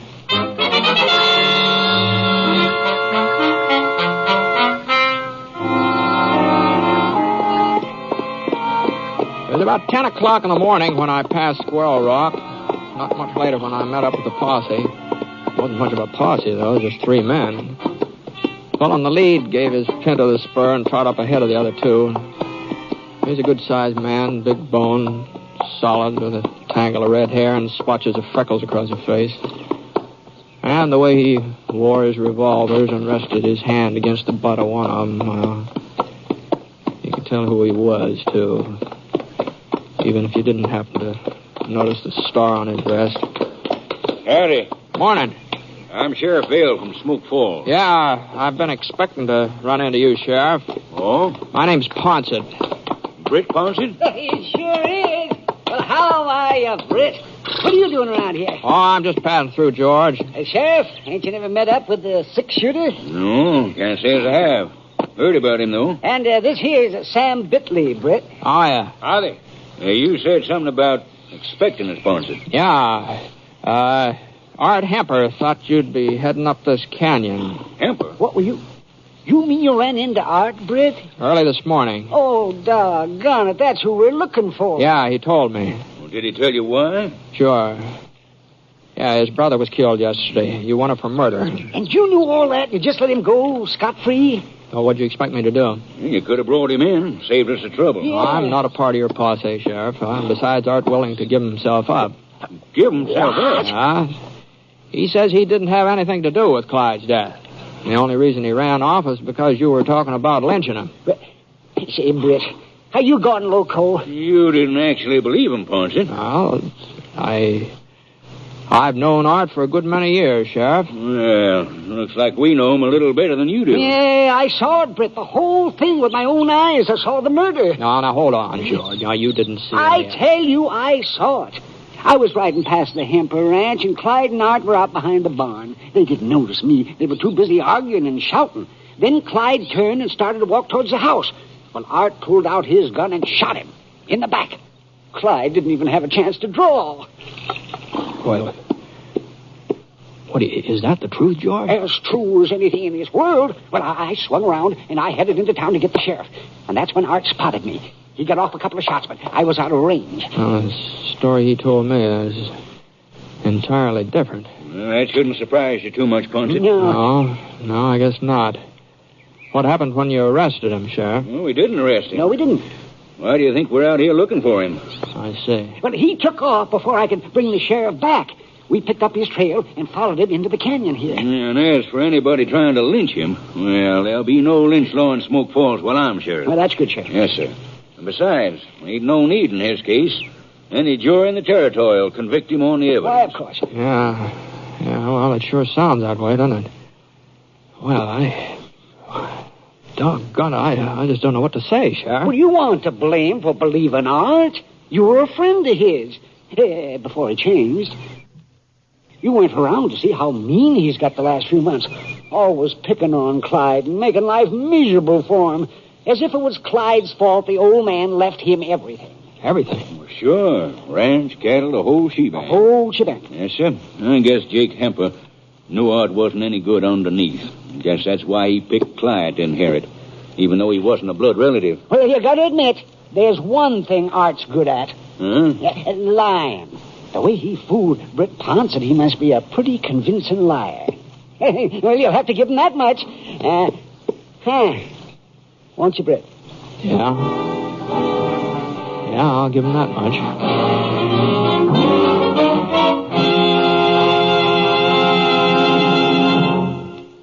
We'll continue with James Stewart as the six-shooter in a moment, because I'd like to answer a question that so many of you have written in to ask. It's about our theme music on the show, and believe me, we like it too. It's called Highland Lament. But I'm sorry to say there's no way for you to obtain it to play in your own home. You see, all of our music has been recorded for broadcast only, and it simply isn't available in any form at your music store. But thanks for writing anyway. Your good letters are tremendously appreciated by all of us. Incidentally, while Jimmy Stewart is kept pretty busy with the six-shooter and his motion picture work, one of his happiest activities is keeping up with his twin daughters, Judy and Kelly, at home. There's a nice picture story of the Stewarts and their twins in the current issue of McCall's Magazine.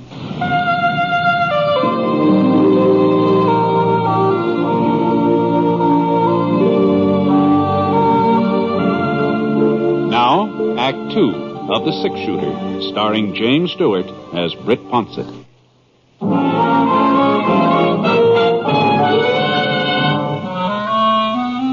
Well, there wasn't anything else I could do but just tell Sheriff Vale the whole cock and bull story just the way Art had given it to me. I felt like crawling in a prairie dog hole. Oh, not just because Art had made a fool of me. It was more than that. We'd been pretty good friends once, all three of us. Art, Clyde, and me. Now Clyde was dead, and sooner or later Art would be brought in for killing him. If I wasn't so doggone gullible, it might have been a lot sooner. Swell rock, eh? It's only 3 or 4 miles. You must come by it. Yeah, that's where he said he'd give himself up. Oh, is that so? Well, if he told you to wait for him there, you can be darn sure it's the last place he'll be. He's probably still up at the end of the canyon, trying to find the pass you come through. Yeah, I guess so. Yeah, sure. Well, we better ride on ahead. You want to come with us, Ponset? No, I think I'll head back for town. Well, suit yourself. I left a couple of the boys along the way in case Hemper gives us a slip and starts backtracking. You might tell him to keep the eyes open, that we haven't caught him yet. Yeah. All right, Sheriff. Okay, George. Sam, come on, let's go. Come on,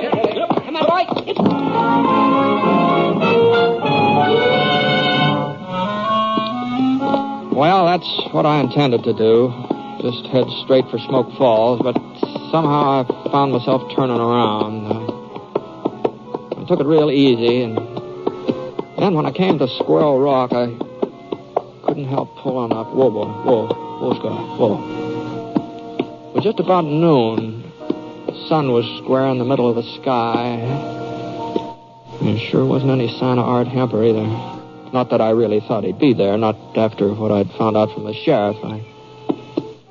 I'd never looked at that rock real close before.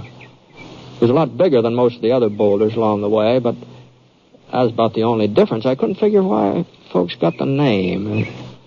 It sure didn't look much like a squirrel to me. It was big, though. Wasn't any doubt about that. If it had been a couple of feet wider, it had blocked the whole canyon. And I remember thinking to myself, a man could hide almost anywhere around there real easy. The only trouble was I didn't think of it soon enough. Right on time, Britt. Yeah, so are you, Art. You don't mind getting off your horse, do you? Well, as a matter of fact, I'd just as soon not. Well, you better do it anyway. Keep those arms stretched way up high. Uh-huh. All right. Now, you can unbuckle your gun belt, but use only one hand, your left one. Okay. Thanks. I guess you know I ran into Sheriff Vale. Sure. I told you would. Him and his boys come riding through here just a few minutes ago. Didn't even stop, huh? I must have figured I was up at the end of the canyon hunting the pass you come through. Yeah. Art, George Crump says he saw you shoot Clyde. Did, huh? Well, I didn't pick a very good time for it, did I? You're not going to deny it again, huh? You wouldn't believe me if I did. I already pressed my luck with you once today, Britt. I won't try it twice. Why'd you kill him, Art? It wasn't Clyde's fault your father left him the property. The ranch wasn't the real reason. I guess folks never will believe me, but that wasn't the cause. Well, what was the cause, then? I can't even put it in words. I reckon I hated Clyde. I reckon I always hated him, but I didn't know how much until they read the will, until I found out how Pa really felt towards me. You see, I never had no mother. She died when I was born. Oh? It wasn't very long after that Pa married again, and I had me a ready-made family. Oh, she wasn't like one of them stepmothers you read about in stories. She always tried to be fair and honest. Maybe that was it. Maybe she tried to be too fair. Yeah, too fair? Well, whenever I did something bad, never said a word to me. She waited till Pa come home and told him about it. I was his son, she said, and she didn't have no right to punish me. It was up to Pa to take down the razor strop and give me a whaling. Not that she was easy on Clyde. She wasn't. She saw to it that he told the line. But he belonged to her. He was her responsibility. He got plenty of whippings, too, but it was her that give it to him. I guess it don't sound very sensible, Britt, but there was times when I used to wish she'd care enough about me to, well, just slap me or give my ears a good boxing. But she never did. I was Pa's son. You couldn't blame Clyde for the way his mother acted toward you. Oh, I didn't blame him. Not at first. Told myself we were even Steven. He had a ma and I had a pa. That was fair enough. And whatever happened, I was Art Hemper. Britt, he wasn't even entitled to the same name, not by any rights. Once I asked Pa about that, I asked him why Clyde was calling himself Hemper. Real good tannin'. That's the answer I got. Mm-hmm. And that's the way it was. All the time I was growing up, all the time until she died. I was kind of happy when it happened. I thought maybe now it'd be me and Pa again. I thought her being out of the way would sort of push Clyde to one side. Things didn't work out like I figured. Clyde and Pa, they mourned together. They seemed to be closer than before. So I told myself all I had to do was wait. I was Pa's son. Everybody knows when a man dies, it's your son that inherits.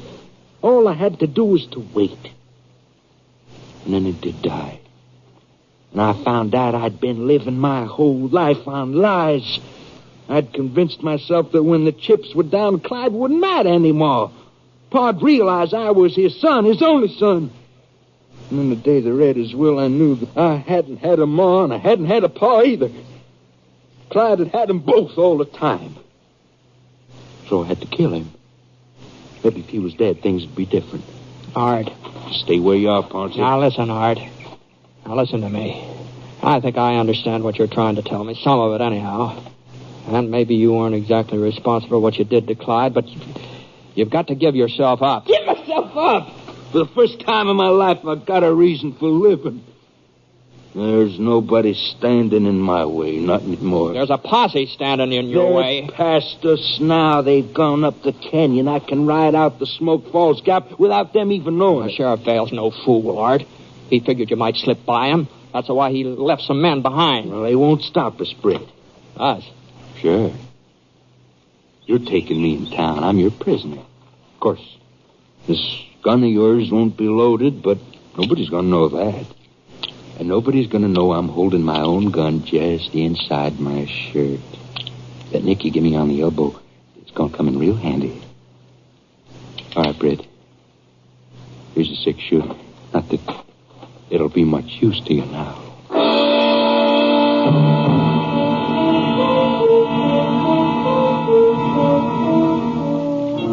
Art brought his pony up from behind the rock, and we started down the trail. In a way, I felt kind of sorry for him. But that didn't justify what he'd done. It didn't justify him getting loose and killing somebody else, maybe. We were getting close to the mouth of the canyon now, and the trail kind of straightened out. I figured we ought to meet up with one of the sheriff's boys somewhere along about here. Be their last chance of stopping Art before we hit the flat country. Guess Art was figuring the same thing. Hold your gun on me, Britt, like you were serious. All right. Don't try anything fancy. We rode out for about 5 minutes more, and then I spotted him. A fellow leaning against the side of the canyon with a carbine across his arm. He must have been dozing, but when he heard us, he came awake fast, and the carbine swung around ready for business. All right, hold up there.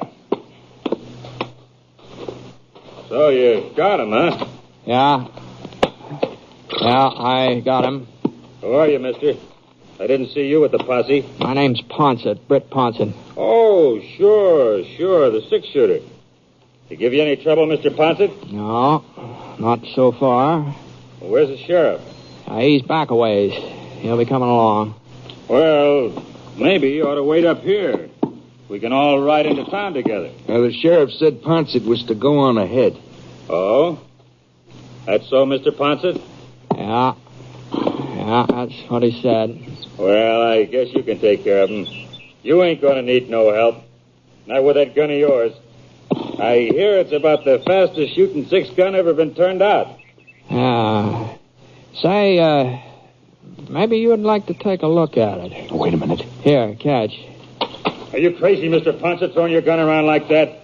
Why, if I wasn't covering Art there... But you are covering him. Huh? Britt, I told you. Look out, I was already diving for the ground. Art fired through his shirt. The bullet slid across the back of Scar's neck.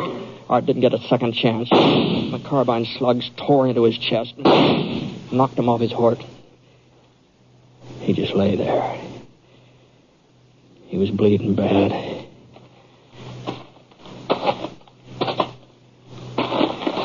Britt, There's something I got to tell you. All right, go ahead. Sorry I lied to you this morning. A man shouldn't lie. That's what my pa always said. And you were my best friend. Shouldn't have lied to you especially.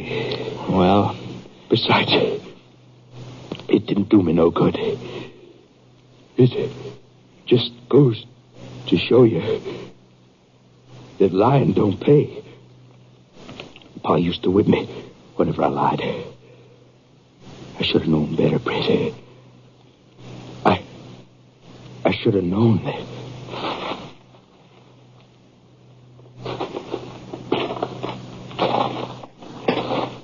Well, if that don't take the cake. What? Not more than a minute ago, he tried to shoot you down. But now all he said was he was sorry he lied to you.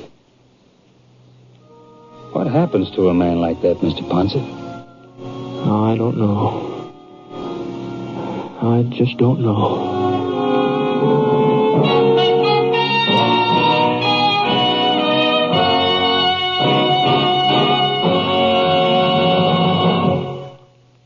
The Six Shooter is a transcribed NBC Radio Network production in association with Review Productions. It is based on a character created by Frank Burt, and it's written by him. Mr. Stewart may soon be seen in the Universal International picture, The Glenn Miller Story.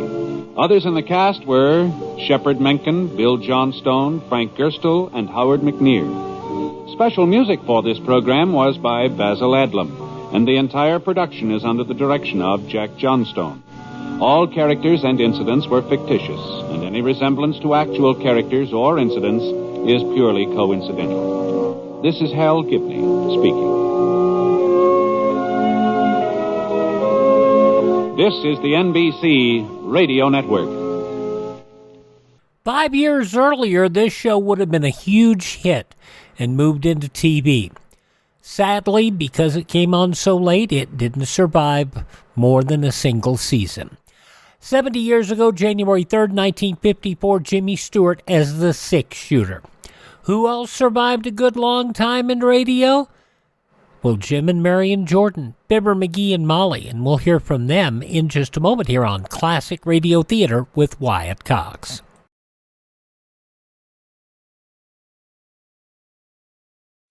Spring is nearly here, and many of our listeners will be getting out their gardening tools, their overalls or shorts to again try their hands at raising their own vegetables. For most of us, gardening is an enjoyable hobby, and it certainly is a great thrill to see the results of your work come out of the ground right before your eyes. In other lands, many people will also be watching their spring planting grow. CARE, the Cooperative for American Remittances to Europe, proposes to help meet that need with their new vegetable seed package. It contains 28 varieties of vegetables. In order for families in Europe to start planting, you should order the CARE seed package right away. Total cost, with delivery guaranteed, is $4. Send your orders to Nonprofit CARE, 50 Broad Street, New York, and help a family help themselves. Now tomorrow on Classic Radio Theater with Wyatt Cox, Crime. On Thursday, Dragnet, Screen Guild Theater's adaptation of Suspicion. Gangbusters, The Lives of Harry Lime and Mr. District Attorney. But right now, let's go to Wistful Vista to see what's going on in the household of Fibber McGee and Molly 69 years ago, January 3rd, 1955. It's time for Fibber McGee and Molly.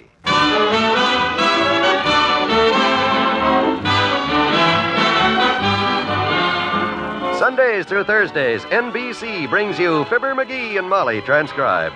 The show is written by Phil Leslie and Joel Kane and directed by Max Hutto.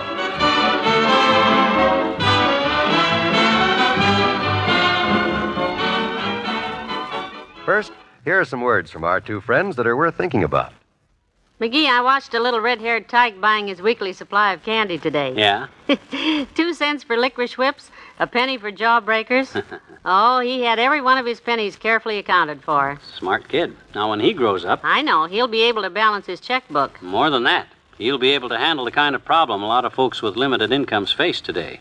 budgeting for plain, everyday living expenses, and for other important things, too, like life insurance protection. Well, that's just exactly why the Prudential Insurance Company has those easy-to-budget weekly and monthly premium plans, isn't it? Yep. With these Prudential policies, folks who have to watch their dollars can make small weekly or monthly payments over the year and still enjoy regular life insurance protection. And for extra protection, these policies have valuable disability and accidental means death benefits. You can get them for every member of your family in amounts from, a few $100s up to several $1,000s. And to make it really convenient, your Prudential agent calls at your home for the payments. Yes, and your Prudential agent will be glad to drop around and give you all the details. Just call him.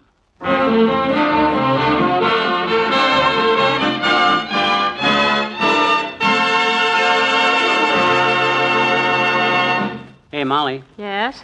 What's the 6-letter word meaning a gray-colored precious metal? Silver. Oh, thanks. Sure, it's perfect.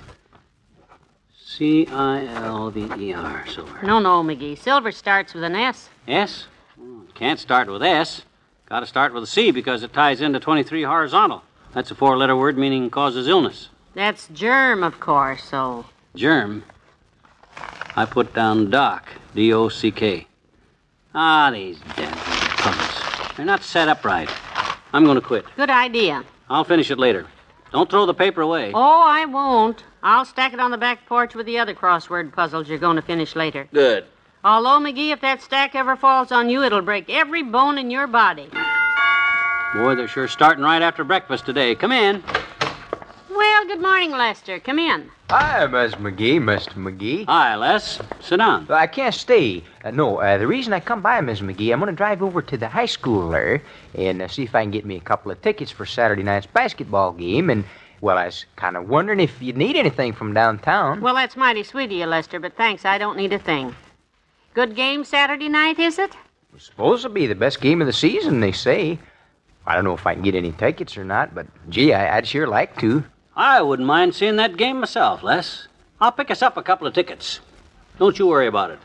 Gee, Mr. McGee, that'd be great. I'll pay for them. Can you get them all right? Can I get them, he says. You hear that, Molly? Les says, can I get tickets for the basketball game? I heard him, can you? I'll only get us the best seats in the gym, that's all. My very good friend, Coach Fogarty, lives right down the street. Coach Fogarty? Sure. Jeepers, do you know the coach personally? Les, you're talking to the guy that I practically taught Fogarty how to be a coach. Give me a ring in about an hour, and I'll have the best seats in the gym.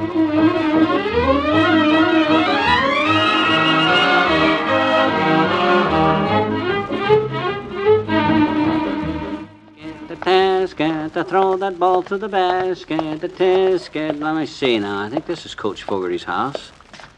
Oh, yeah, there's his sign over the door. Abandon hope, all ye who enter here, less than 6 feet, 4 inches tall. Yeah, this is the place. Hope he's home.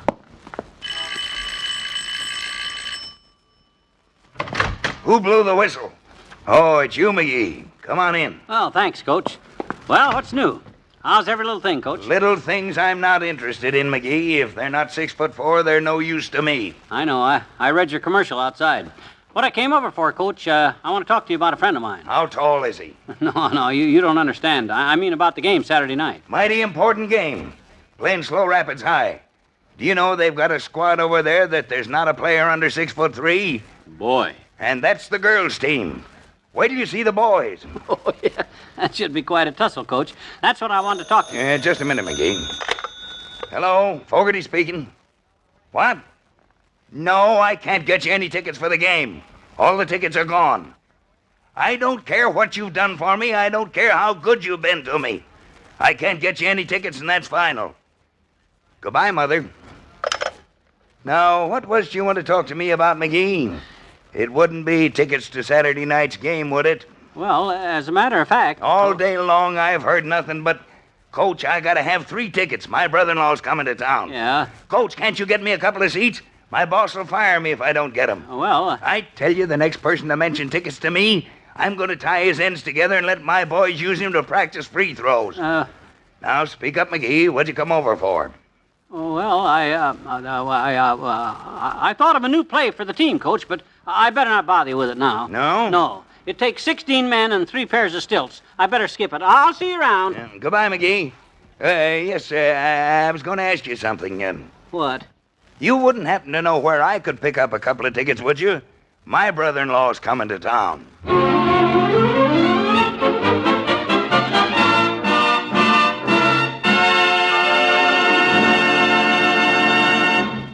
Back to Wistful Vista in a minute. Sparkle, sparkle, your hair too. Sparkles after Dial shampoo. Dial shampoo gets your hair clean. Dial shampoo gives your hair sheen. Diamond sparkle, that's for you when you use Dial shampoo. Isn't that an exciting promise? Well, it's true. Dial shampoo does give your hair that diamond sparkle look. A brighter, more appealing look you'll love. With Dial shampoo, you get loads of lanolated lather instantly.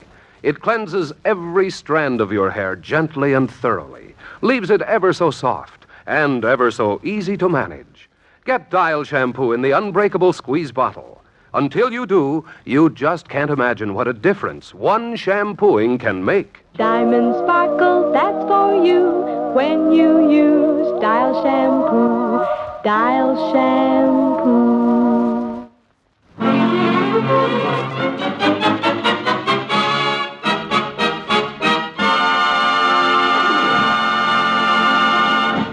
And according to Coach Fogarty, Molly, he can't even get tickets for his own relatives. Oh, fine. Lester Nelson has called up twice so far since you left. You better phone him back and tell him you couldn't cut it. Oh, gee whiz, I can't do that, Molly. You want him to think I got no influence? No connections? Have you? Certainly I have. Gee whiz, If that's Les again, tell him I'm out. What's the use stalling? You'll have to tell him sooner or later, and you might... No, I won't. I'll get him. I'm going to run down to high school right now and talk some of the players into selling me their tickets. Yeah, they get them free, so I ought to be able to buy them cheap.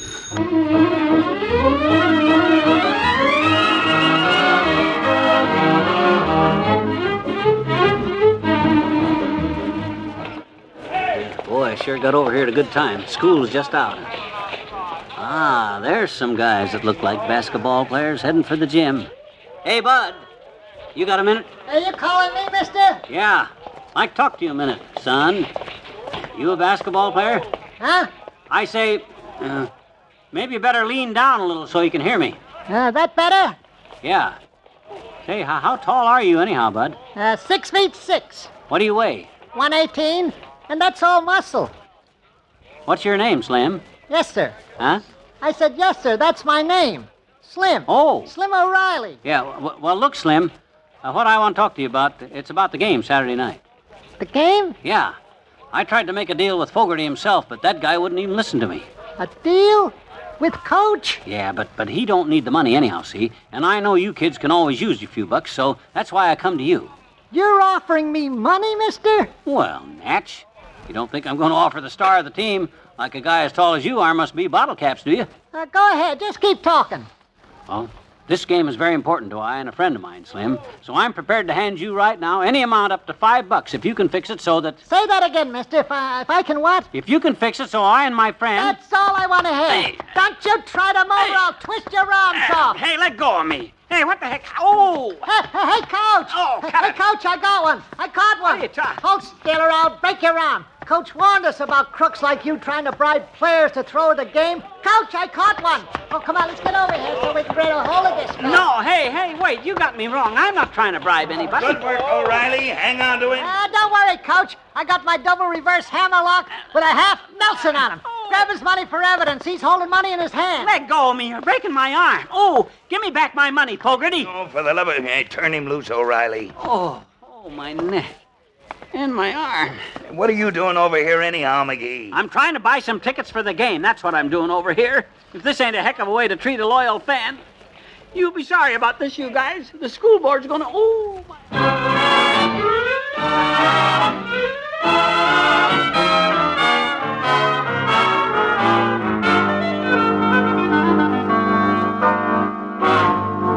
And after all that fuss and taking that terrible arm twisting from that Slim O'Reilly, you mean to say you still didn't get any tickets? No. Oh. Massage a little higher and to the right. That's where he dug my elbow into my ribs. How's that? That's better. Oh, not too hard.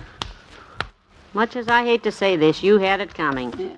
All this ridiculous mess just to impress Lester Nelson. What a big man you are around town. Here he is now. Come in. Hello, Lester. You finally caught him at home. Hi, Mr. McGee. Say, I've been trying to get you on the phone all day about those tickets. Yeah, I know, Les. You see, they're very hard to... The reason I kept calling, I wanted to try to keep you from going to any trouble, you see. Because right after I left here, I went over to Sally's mother's house, and I run into her paper boy, and he gave me a couple of his tickets. Paper boy? Yeah, you see, he's been delivering to my mother-in-law for years. He plays forward there on a basketball team, kind of a tall kid named Slim O'Reilly. Slim? I tell you, when that boy throws a paper, he never misses. Man, has he got an arm. Oh, you're telling me. Rub the other shoulder a while, Molly, and when you're through, give me a big, swift kick, will you? Gladly. Just as soon as I rest a minute, my boy. You've earned it. Yeah.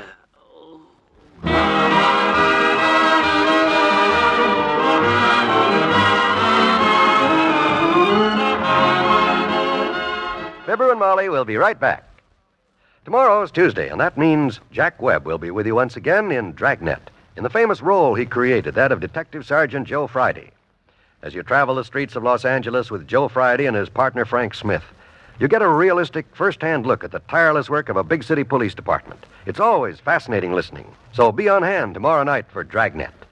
And don't forget the many other Tuesday favorites brought your way by NBC. There's Lux Radio Theater, radio's greatest dramatic show, with a full-hour adaptation tomorrow night of the screen hit Mother Wore Tight, starring Dan Daly and Mitzi Gaynor. And for laughs, there's People Are Funny, starring Art Linkletter, the great Gildersleeve, that pompous, lovable water commissioner of Summerfield, and, of course, our own Fibber and Molly. That's tomorrow and every Tuesday night for Dragnet, Lux Radio Theater, People Are Funny, the great Gildersleeve, and Fibber, McGee, and Molly. It's the biggest Tuesday night in radio. Hear it on NBC.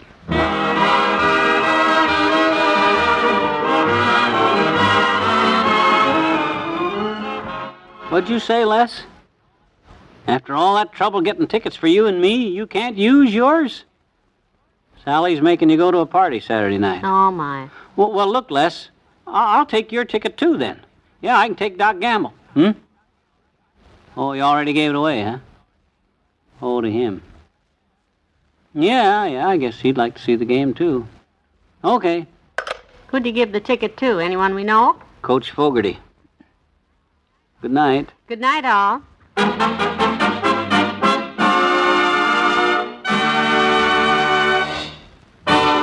Fibber, McGee, and Molly is an NBC Radio Network production, transcribed, with Robert Easton as Les, Leo Curley as the coach, and Dick Ryan as Slim.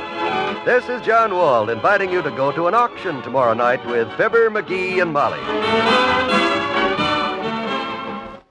69 years ago, January 3rd, 1955, Fibber, McGee, and Molly, here on Classic Radio Theater with Wyatt Cox. Tomorrow, Crime with Dragnet and Screen Guild Theater, Gangbusters, The Lives of Harry Lime, and Mr. District Attorney.